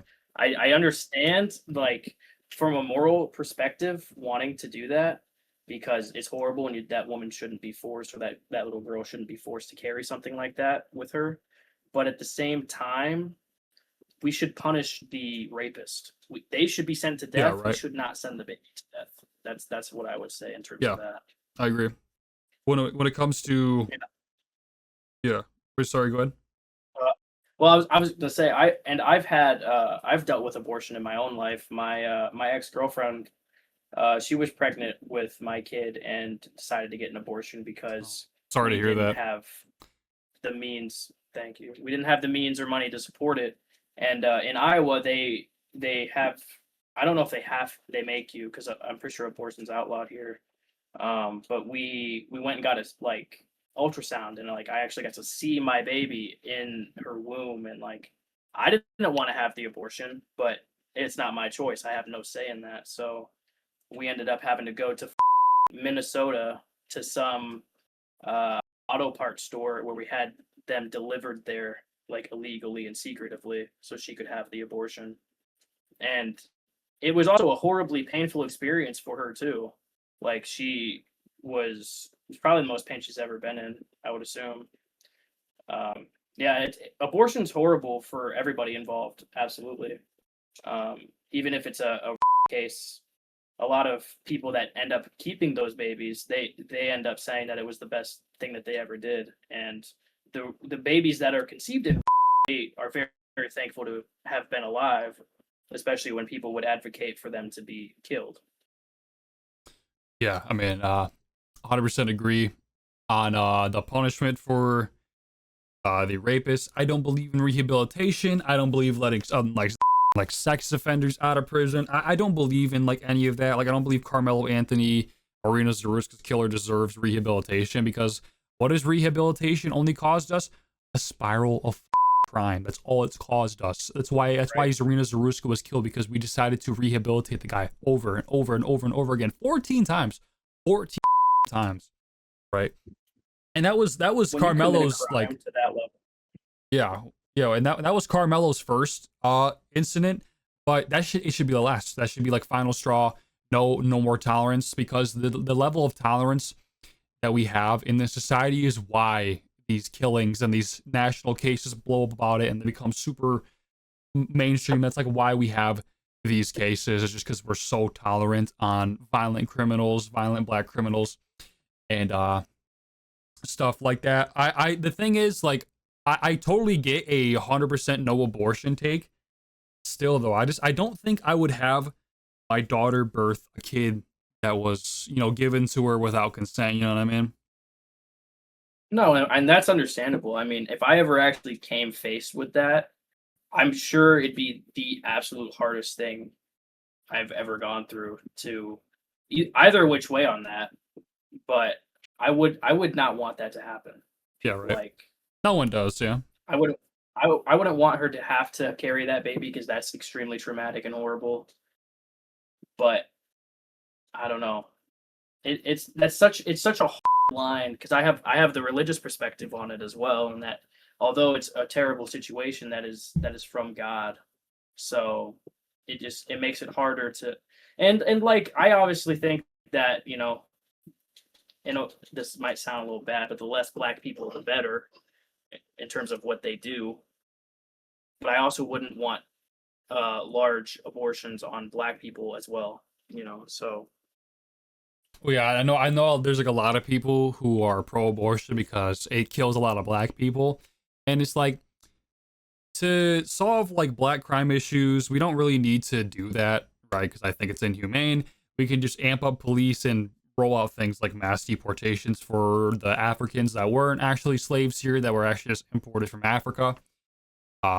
You know, we could just do that. But I guess I'll ask the next question. How should white parents and students think about school events and integration after something like this? man, I mean it definitely wouldn't be bad to be cautious at the very least.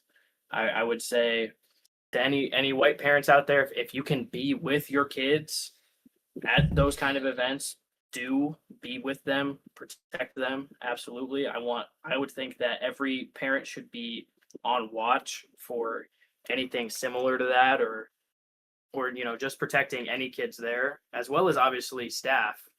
But clearly that wasn't enough to prevent what happened.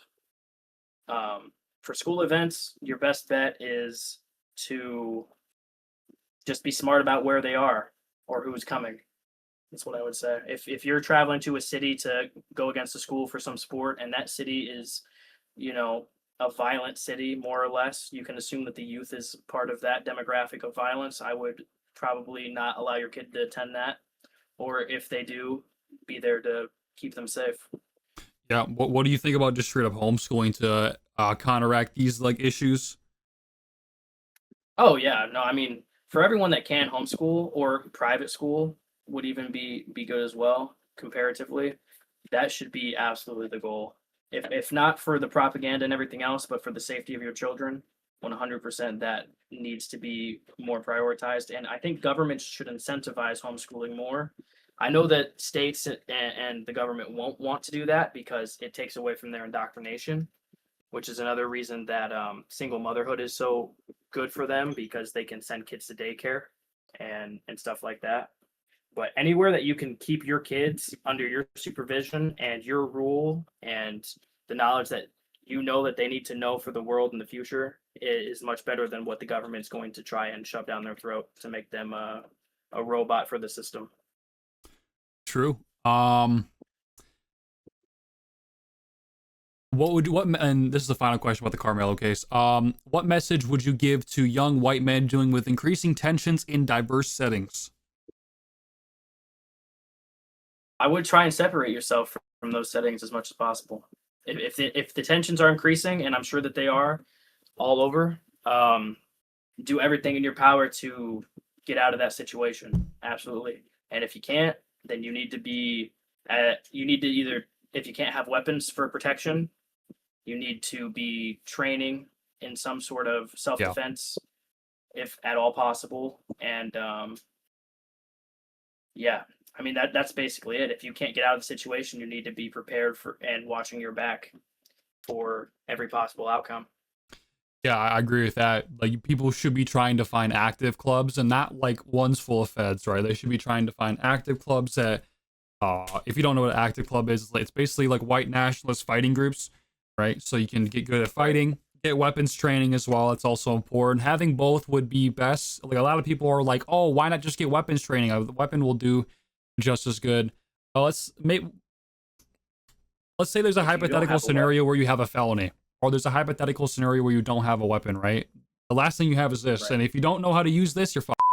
So that's why it's important to learn how to fight. And also the self-defense thing is like the force, not all the time. Well, if you defend yourself with a weapon, there's like depending on the circumstances, the force has to be proportionate, right? When it comes to killing someone. That's why I don't think Chud will have a very good self-defense case, but he might though, because just some other circumstances. But like that, because you can't always just shoot someone when they punch you in the shoulder or something, right? The court wouldn't probably allow that. Or use a justifiable force. Yeah. Yeah, and getting active clubs, getting groups with your buddies that are also pro-white and also train fighting sports and train with them, right? Do all of that. Go to probably gyms too. Go do that, right? Go train there. Learn psychology so you can see when things may be about to transpire. That's a big one. If you can learn body language, yep, exactly. Body language is a big one, especially in scenarios similar to this. That way that you can prepare yourself within an instant just based on those things. Yeah, body language is super important. What's I'll say this because this is like good for content. The reason I talk with my hands so much is body language experts, they say that if you talk with your hands versus not talking with your hands, subconsciously people believe you more if you talk with your hands, because if I'm talking like this the whole time, subconsciously you think I'm hiding something, right? That's how important body language is. So it's definitely a really good thing to learn. Yeah, it's more persuasive to use your hands to talk. Yeah, Trump does it. It's also more engaging, more entertaining. Yeah, it's better for content too. Like, why do you think Trump always goes like this? Right, he's an expert at body language, right? He's subconsciously signaling messages to people because 90% of human communication's nonverbal, so it's important to master that when it comes to speaking. But yeah, if you have any other things about the Carmelo case you'd like to talk to, hit me, and if not, we can go to the Belfast stuff. Well, I want to say that just to build off of the Carmella case, the Chud case, I think, is going to. It's not going to play a role in obviously. This isn't going to play a role into the verdict of that, but the reaction from the Black community is going to definitely. If it doesn't go the way the Black community wants it to go with Chud, then they are going to be just more upset, and it's going to compile on for sure. I don't know that Chud has a good self defense case, especially shooting somebody. Yeah, it's gonna be But tough, right, for sure. I think that he won't probably see prison time, is what I would say though. I mean, he'll get some charge, and maybe he'll serve like a couple months. But I don't. He didn't kill the guy, you know. Shot him, I don't. right? He's facing Right. up a lot of years though. That's the issue. Just for shooting a guy after the guy attacked him, right? I mean, his biggest defense for self-defense is the guy actually re-engaged. So the situation happens, guy says, "Get the fuck out of here." Chud actually listens and leaves, but then the guy re-engages. So that's going to be one of the biggest things that help a self-defense case. Also, the shots were only fired when they were both on the ground. So that's also going to help out as well, because under Tennessee law, you can justify self-defense because they have stand your ground laws if you can prove that there was serious bodily injury or harm, right? So you could probably justify there, like a guy tackling you and punching the shit out of you, you can totally probably justify that, right? So he might be able to get that. I don't think he's going to get out on bail. There's already money put towards his bail that the judge accepted, but the judge is capping 10 individuals or 10 companies at $100,000 per company per individual. So it's going to be incredibly difficult to get him out on bail. So I think his only hope now is to try to get a self-defense case. Isn't his bail also almost like It's $1 million it's right over now. $1 million? Yeah. Yeah. They would need 10 Which is- people who donate $100,000. What was Carmelo's bail? Way lower, 250,000. Right. I think that's very notable as well. Yeah. Although obviously a gun was involved, so it's a greater charge, but there was no death. No There was death. no murder. So with it being a murder charge or accusation at one point, it should have been similar, I would say. But different states too, I'm pretty sure. So Yeah. yeah, Tennessee and Texas. Yeah, for sure. All right. Well, let's get into the Belfast case. How familiar are you with Belfast, Ireland riots after the Sudanese man tried to behead that guy and in there? I've seen some clips, and I know that he tried to behead somebody in the street. Yeah. For no reason, as far as I understand it. Mhm. But I'll screen that's share about right as here. far as Hold I on. know. There's a photo of it. If you look at this, that's him going like like he's like a barbarian. Oh, he's definitely a barbarian. Yeah. For sure. No doubt about that. Yeah. Was What's it what's your overall takes on the case? Well, I'm assuming that it was probably religiously motivated, assuming just based on Islamic pasts, beheading is one of the things that they do to non-believers and stuff like that. Clearly, he's from Sudan. Probably thinks he's got gold probably nugget very in his well head or some. Yeah, exactly. It's definitely just another case of multiculturalism and massive immigration being absolutely horrible, and violent with the gangs and everything that's been going on over there. Yeah. I'm very glad that the Irish people stood up and rioted and started fires and really made their voices heard on what needs to be changed right now. I'm not glad that there was violence, of course, because violence is bad. But Yeah, people are in probably gonna terms get of what- arrested too. So yeah. right. But in terms of the precedent that they're setting and changing or showing that we're absolutely done with this, or they are, I should say, is it's very good. And it needs it. It's terrible that it happened. I think the guy's in the hospital right now. He's not actually dead. Have you seen the From what I've photos? heard. I don't think I could show them on here, but dude, they're bad. Like his face I is did like see cut up. one. It's so bad. Yeah, he's very lucky to have not died that night. Yeah. He also was what 40 years old, disabled. I think he was deaf, Well, I have no Like- clue about that. or either that or he's deaf now. But Yeah, for absolutely no reason besides most likely religious motivation, he was almost beheaded in the middle of the street in Ireland. Yeah, Thankfully, somebody stopped him. yeah, thank God, bro. Because he probably would have lost his life. Because like you saw in the photos, dude, was was do you think this is the real start of a native Irish pushback against mass migration? Oh, absolutely. It's not going to slow down now. If anything, it's probably going to get worse because this stuff continues to go on and nothing is done.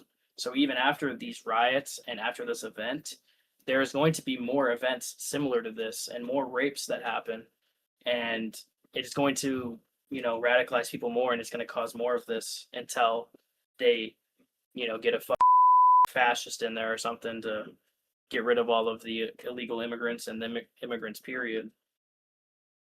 It's going to be an inevitability, and I'm glad that they're pushing back because very few white countries are.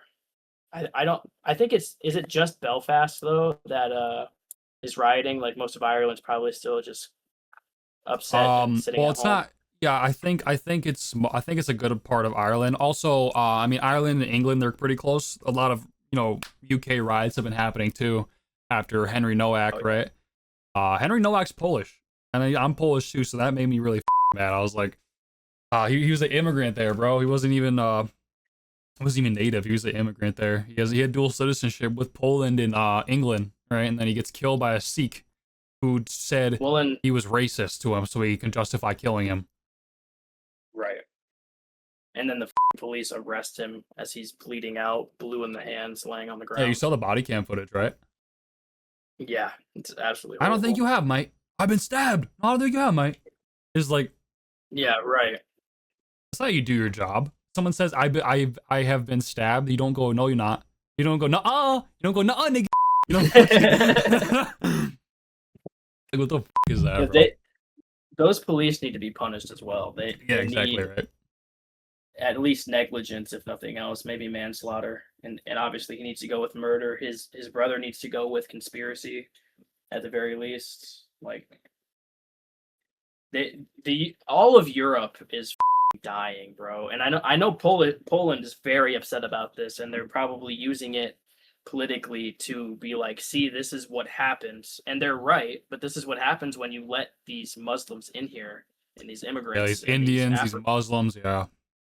These African migrants. It's that's I have respect for Poland. I've had some people tell me that Poland has a lot of Ukrainian or whatever, but they're a very Oh, yeah. Christian country. They have very good immigration in terms of not having this issue over there. So I have mass respect for Poland. I think that they're doing it right, and we need to be more like Poland. I think a lot of Europe needs to be more like Poland. Yeah, exactly. They have a $1 trillion economy without giving up Catholicism and opening their borders, which is insane. That's like a huge W for them. So Right? that's Isn't that really why we good. have the immigrants here still? Is because it's bad for our economy.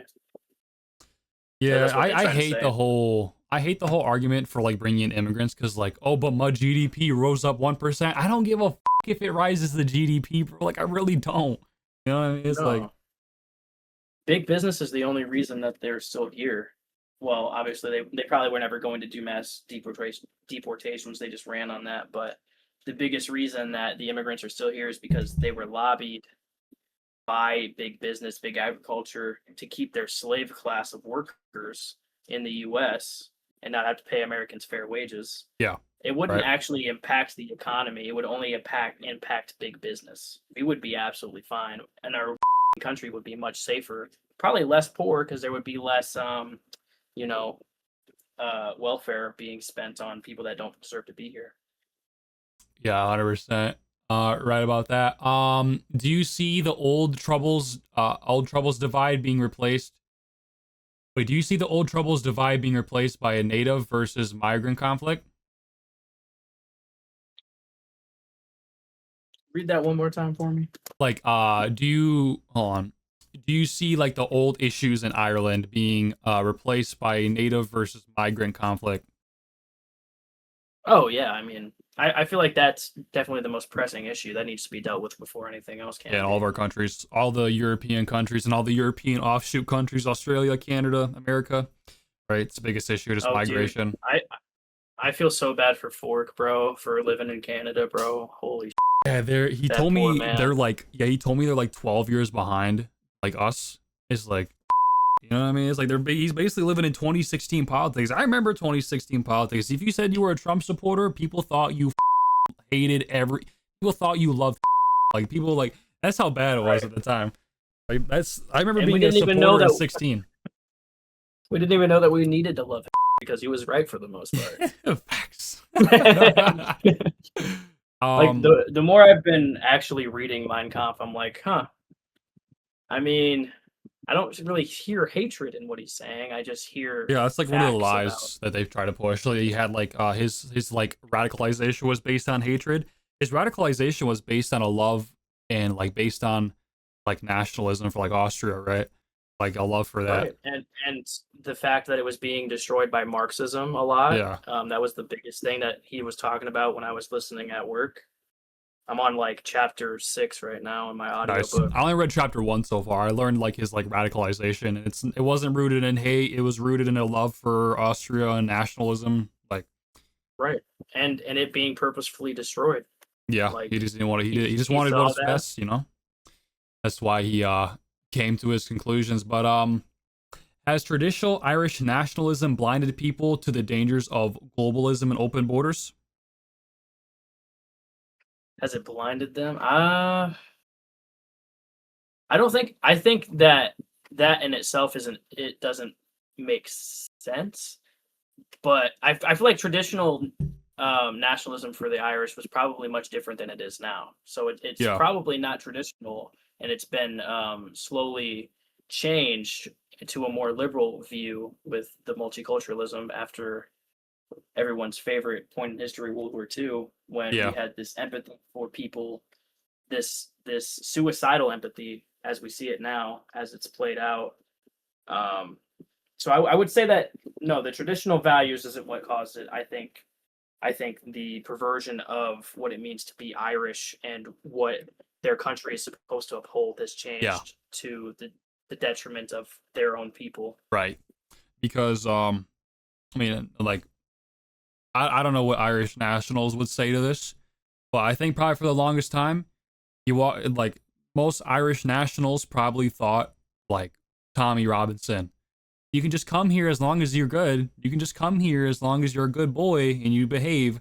That's what they Right. thought. You can become Irish or you can become British as long as you're a good boy. Because that's what Tommy Robinson thinks. He thinks anyone can become British. He thinks the Sikhs are good people and they assimilate well so they can become British. And it's like, it's not to say that non-whites can't live amongst us, right? Like a small minority.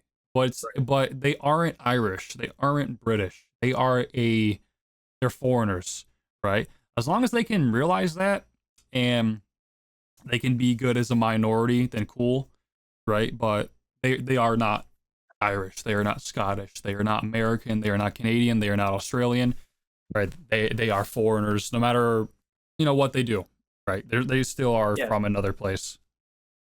There's no amount of assimilation that's going to change the fact that they are not an American or an Irishman or British. That's why I like the term hyphenated Americans, because I'm American, you're American. Yeah. If there was a black guy here, he'd be an African American, which is a hyphen. If there was a Chinese or Japanese or whatever, they'd be an Asian American, and so on and so forth. They only And hyphen the non-whites, right? Right, exactly. Which means that America has an identity, but we just are refusing to admit it. Yeah, right. There's an obvious American identity. It's basically a European Christian. That's very obviously what an American is. Like, ask anyone from around the world, close your eyes and just think of an American. They're going to probably close their eyes. Okay, fat white guy. I got like a jersey on, like an NFL jersey. Right. I got a Bud Light in his hand, got an American flag on his back. Maybe he's got a cross necklace on. Right? That's what they think of. There's a very clear and distinct identity that humans understand when it comes to America, when it comes to the American ethos, right? Right. That best case scenario, they're gonna give you a cowboy or something like that. Yeah, They're not shit like gonna give that. you- Like yeehaw, like, if they don't give you white trash, then yeah, you're gonna get a cowboy. Yeah, exactly. Should the protests and anger in Belfast be channeled into organized political resistance, or something stronger, or is something stronger needed?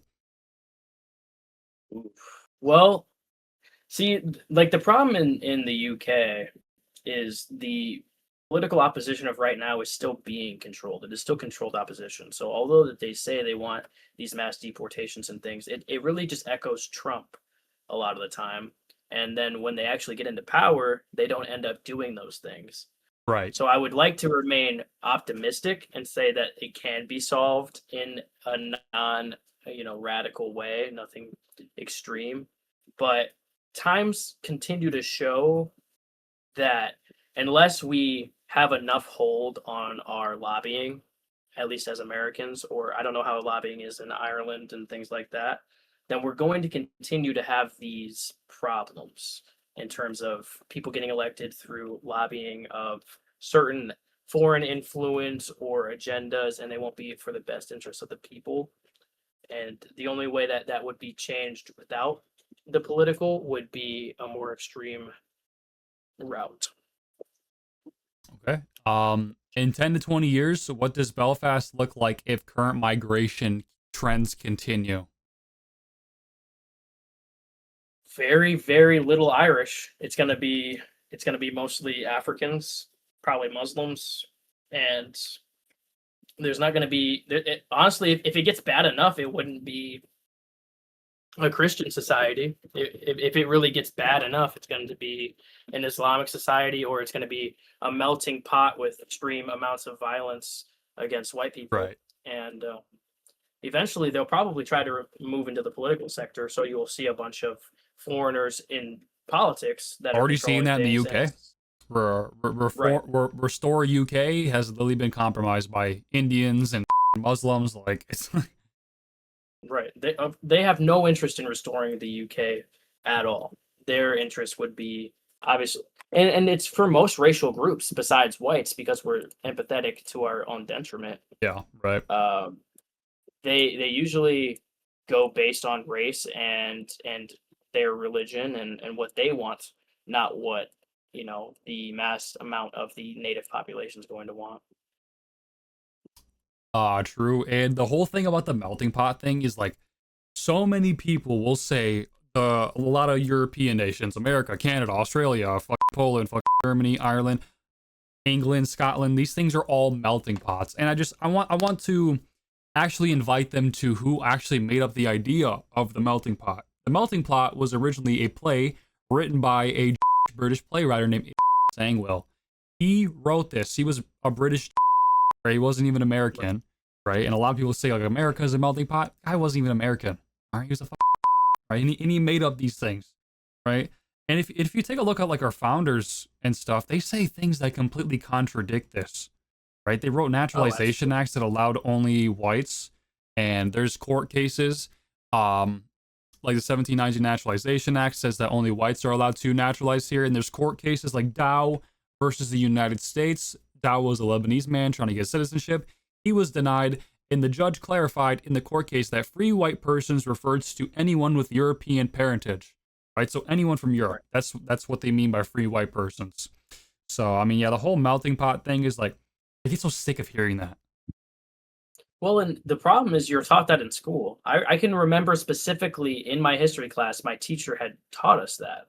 And he doesn't mention that it was like when it was created or anything. He tries to instill that in you as that is the idea of what America is it's this melting pot. But that is a perversion of the reality of what it was intended to be.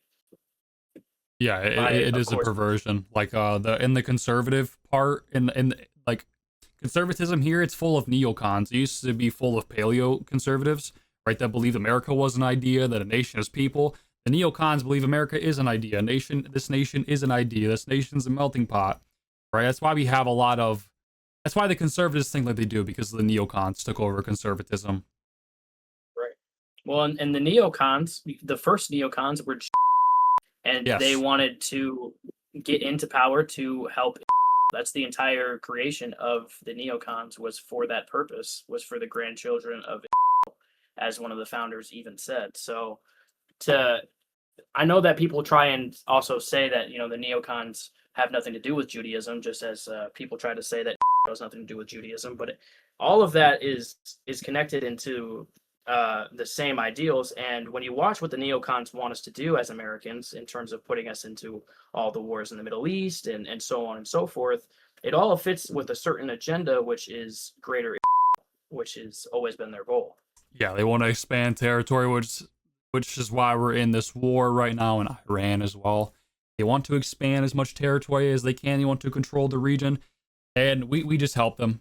We benefit absolutely nothing from this war. We benefit absolutely nothing from helping with the greater project. Yeah, you're right about that. Yeah, they pretty much want to become a world superpower by controlling the strait and everything else. And it's been said anyway. I don't know how true this is, obviously, because we're so far out. But the intention, if JD Vance gets elected, his intention is to give everything they need to secure the Middle East so that we can focus on Taiwan and China.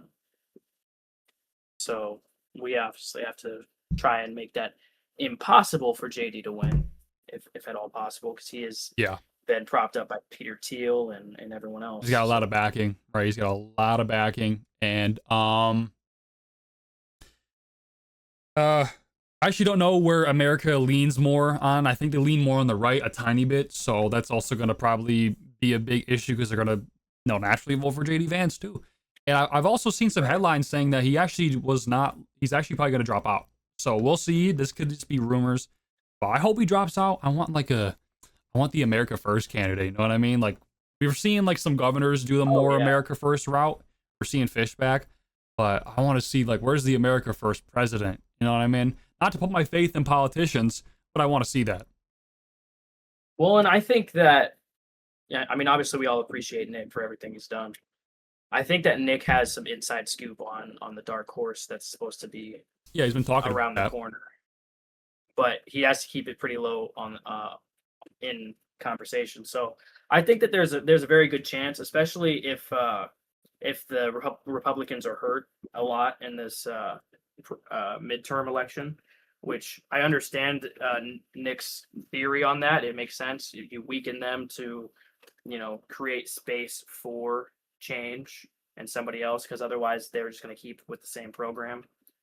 Right. But it's going to be a battle for money. I know that the vast majority of Americans, once they hear the truth of an America First president, if they're not completely demonized in the media, they will agree with that person. But there's probably going to be people that skin suited. There's gonna be skin suits, Trojan and they're horses, going to right? try and appeal to. Yeah, they're going to try to appeal to that crowd, and they're going to get the backing, so they're going to be promoted more than the actual America First candidate would be. Yeah, right. Okay, I can see that happening. Trojan horses definitely coming in the future. They're already coming in the influencer space. I think Jake Lang's a Fed. I think that Professor. That Professor guy's a fucking Fed as well. Like, I don't know, not the Fed jacket. Jake Lang, but yeah. Jake Lang is actually. Do you know that? Yeah, I know that. No. Okay, I figured you did. Admittedly, he is. He'll admit to you, like, yeah, I'm a Jew guy. Yeah, and he kissed the wall. There's pictures of him. I feel like he's just LARPing as a Christian to try and stir up Muslim violence. Yeah, bro. That's he went to the Carmelo case. It's like Carmelo should be swinging from a tree right now. Like, he's clearly just trying to like rile people up. Like, right. It's very. I wouldn't even. I don't even think that public executions would necessarily be ideal either. I would advocate for bringing them back. But, I mean, I can see that, but at the same time, I feel like society would be against that. I agree that we should have the death penalty, but in terms of public executions, that would be something that'd be really for people to stomach because it's been so foreign to us for so long. I mean, like, it wouldn't be a very pragmatic approach. It wouldn't be a very practical approach if we were talking about like running a campaign where we advocate for it, right? But I think it's necessary because I really do think we need to set a precedent. Do this, this will be you, right? We need to really like, do this, this is you, right? Like, I believe in that. It definitely would change, violent crime and things like that because they would know that we don't around anymore. Like we're done with the you will be punished to the full extent of, our capabilities. And it would definitely deter people from acting in ways that are not desirable for our civilization. Yeah, like this guy beheading the dude in Belfast. There's like a few more things I want to look at too on Twitter. A message circulated in Irish WhatsApp and Telegram groups calling on white men in Belfast to take to the streets tonight. All men age 18 and over, wear dark clothing and be prepared to fight or be arrested. All business must close at 5:30 p.m. tonight. No excuses. This is from Memoria Nadio, if that's how you pronounce it, Telegram. So I bring this up because there's a lot of rumors of the IRA coming back, like that group. So I'm curious, what is your whole thoughts on this? Do you think the IRA is coming back? Do you think more of these planned attacks are coming? What do you think? I wouldn't call them maybe planned attacks. I would say that maybe just as a resistance force. But Planned resistance. the problem is the problem is the fine line between domestic terrorism and protesting, right? Yeah. But I see that as a good thing. Men, women, maybe not women, but mostly men, organizing in what is best for their country and their people. I see nothing wrong with that. And it is unfortunate that we have to go to extremes to get even a sliver of what needs to be done, or what we want.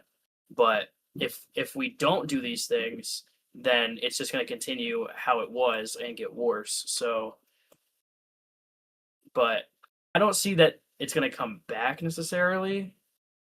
But I think it's not going to.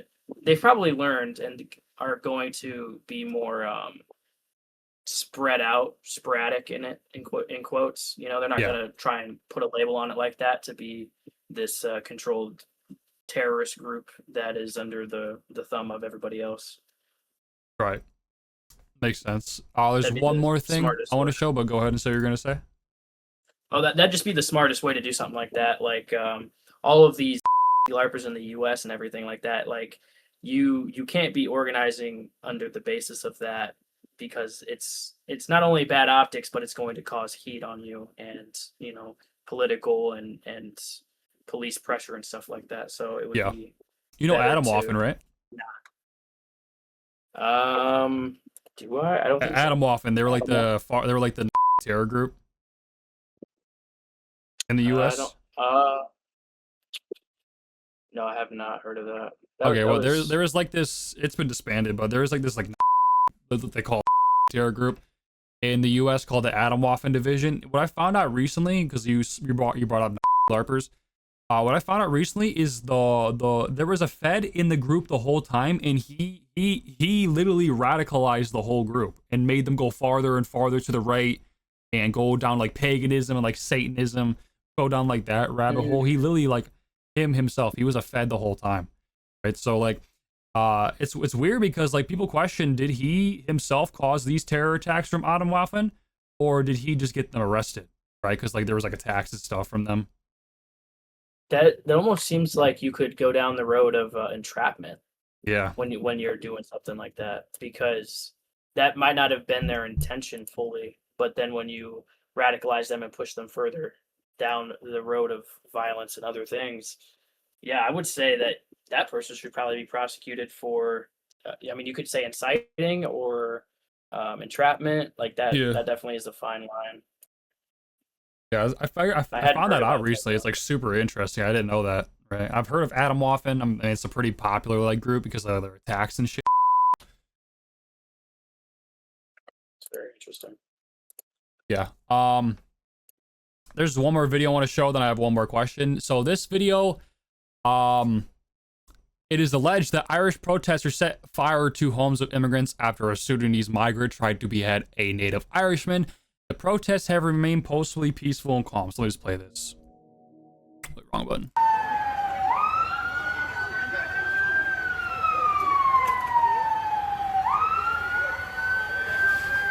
This is how angry the Irish people are getting, right? Because this is only like a few houses were set on fire. But do you think we're set to see worse in the future? Oh, absolutely.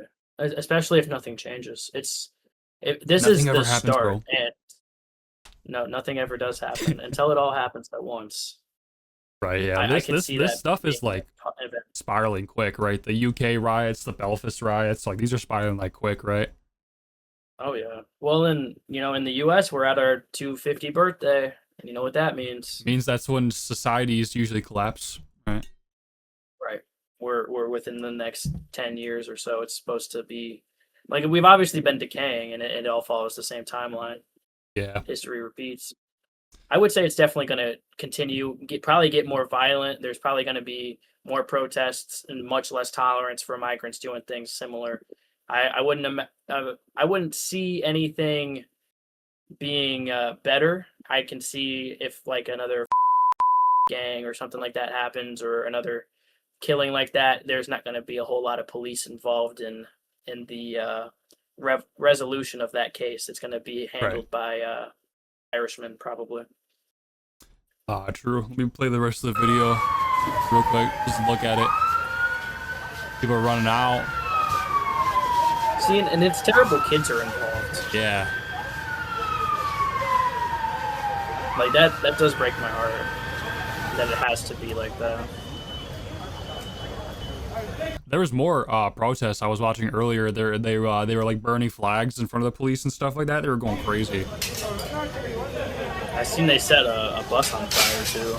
Yeah, they set on fire. They go like there's been other riots before this, but like yeah, they go crazy. I'm Irish myself, but I call them the niggas of Northern Europe because they do like this.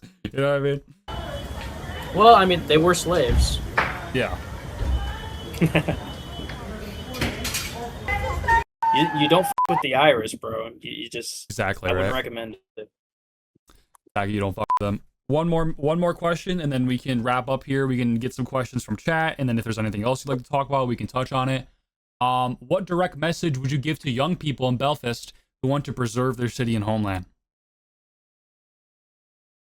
I would say, I mean, you guys are at a point. You're at a boiling point right now. If you feel it is, oh, hold up.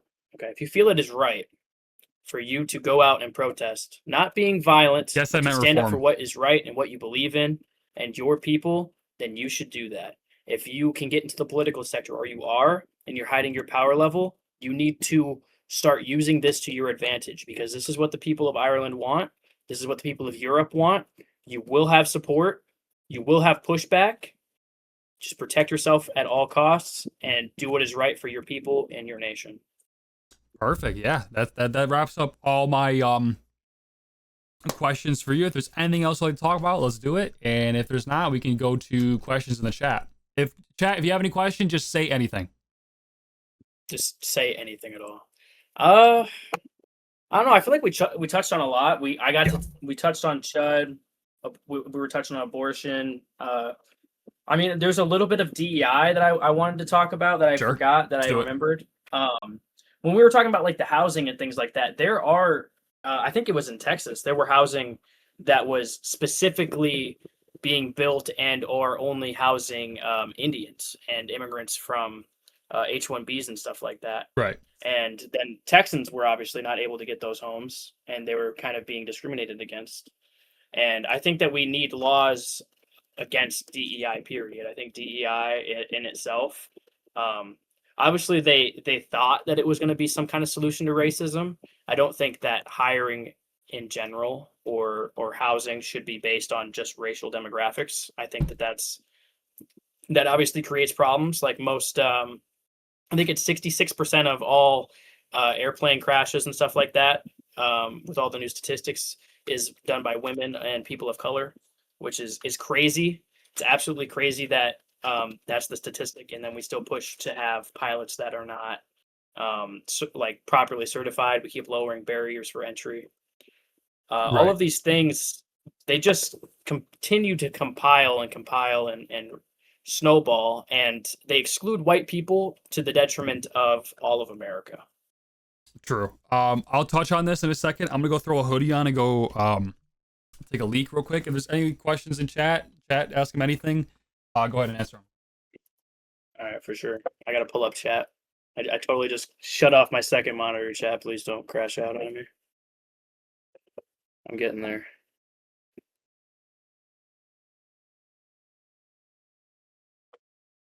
Over here entertaining the whole stream real fast.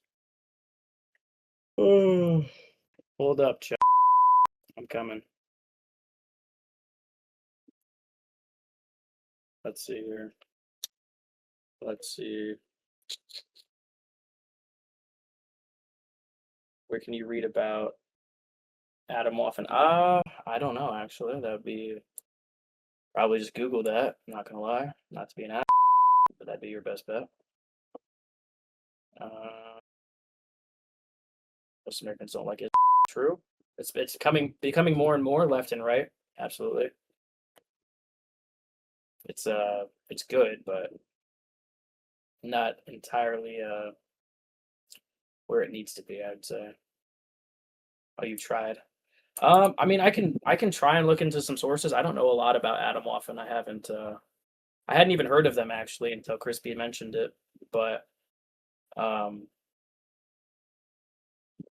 definitely something to look into. Jake Lang was arrested. What?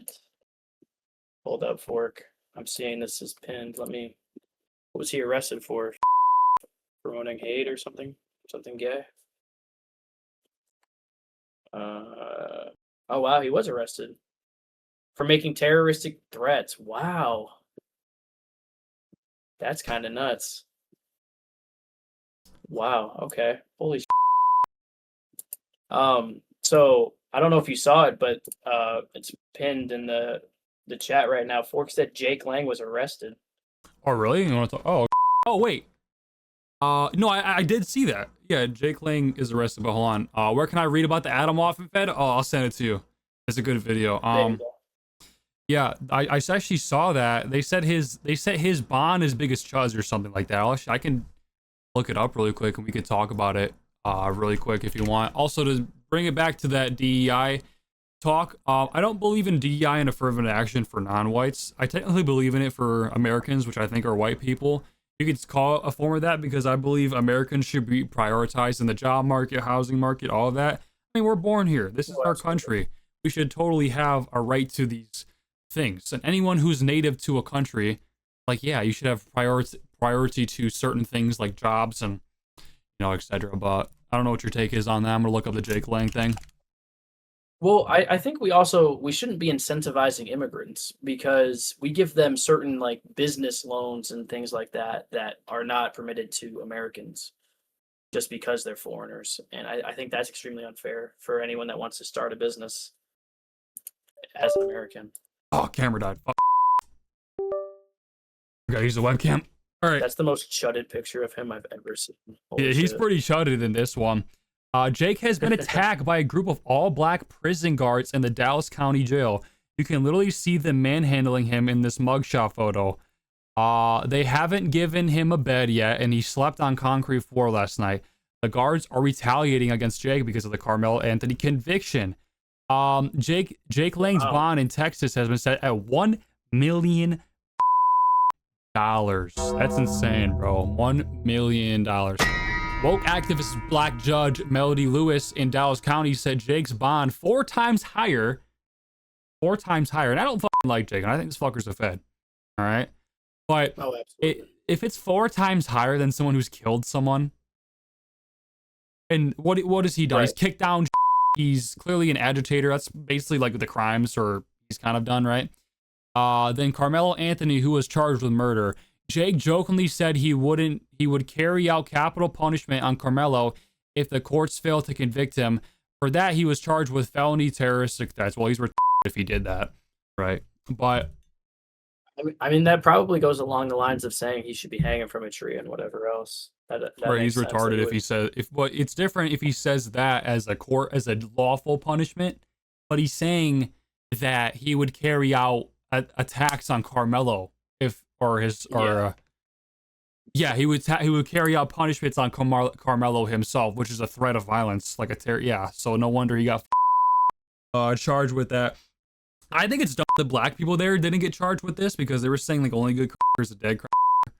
They were constantly calling for violence against the whites there, but still, Jake Lang's even in the videos we saw, the videos we were even watching, they were advocating for violence against whites, and they're not gonna.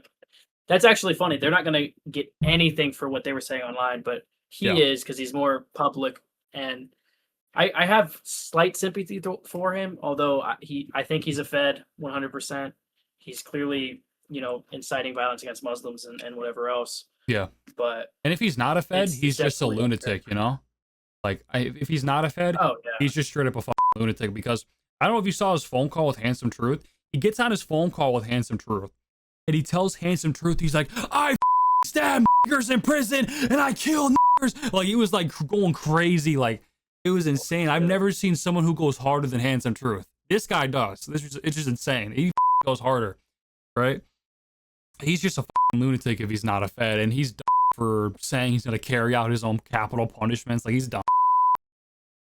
I mean, yeah, he's gonna get what comes with saying anything regarding inciting violence or going to commit violence to that degree, especially so publicly.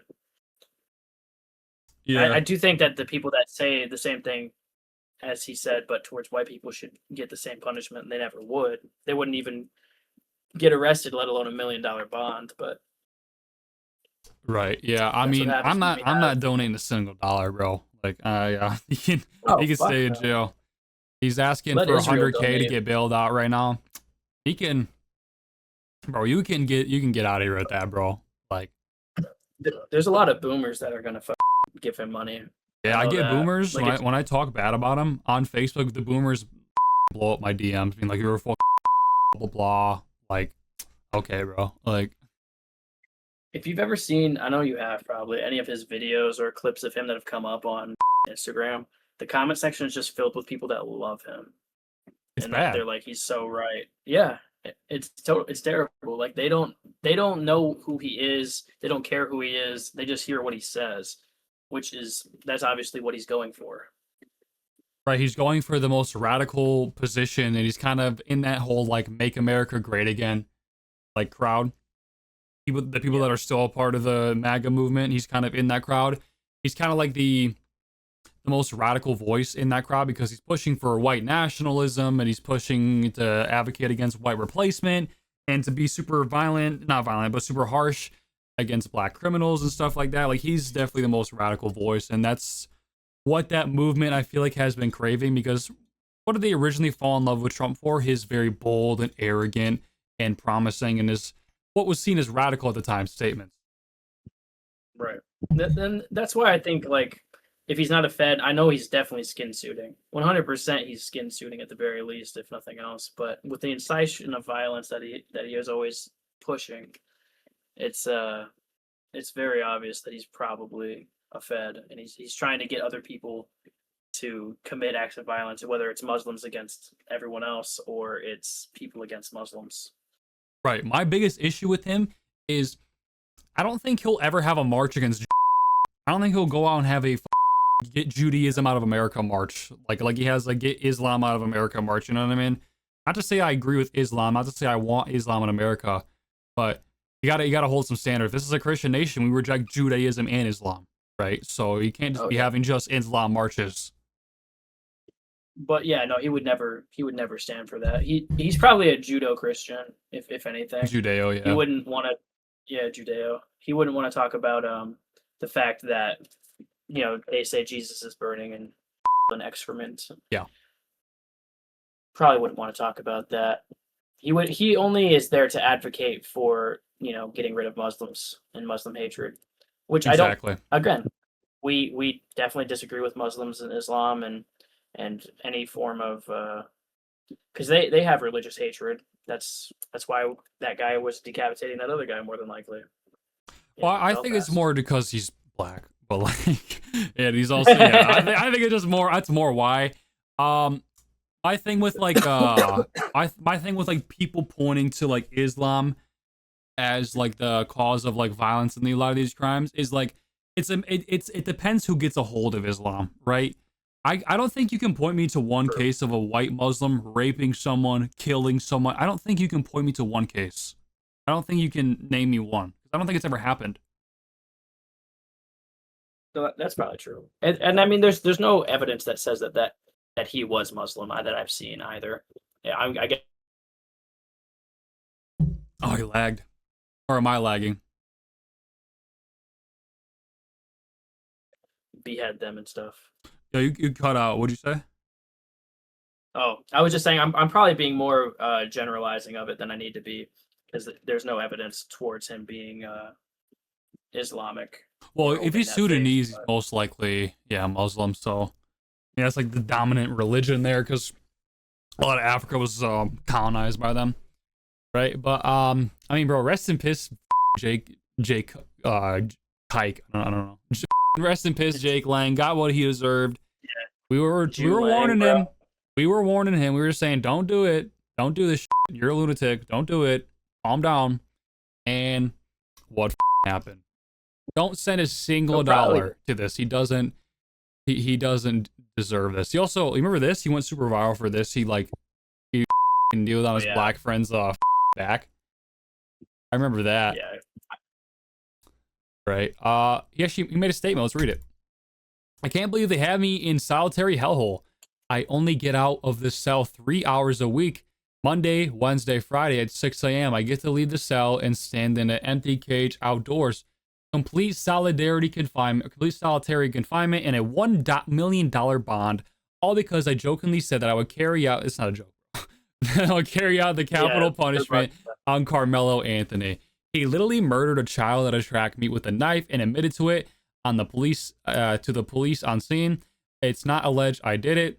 And his bond was $250,000, which I agree with him. His bond is too high. How do you pronounce that? A grotesque Yep. two-tier justice. In fact, there were literally Black Panthers outside the courthouse telling me if the sheriffs weren't here, we'd hang Jake Lang from a tree and threaten to push one of my supporters in a wheelchair into traffic and kill him, which is insane. They're not arrested, right? We cannot have this egregious differential in how people are treated in the justice system just because I'm white. You're not white, You're not white, We have a 14th Amendment to equal treatment under the law. The normal bond for a terroristic threat charge is $10K to $50K. My bond is set at 100 times higher than the average rate. Let that sink in for a minute because I'm white, you're not white. My bond is 100% more. We are living in times where Henry Nowak can be stabbed and murdered and treated like the wrongdoer because he was white.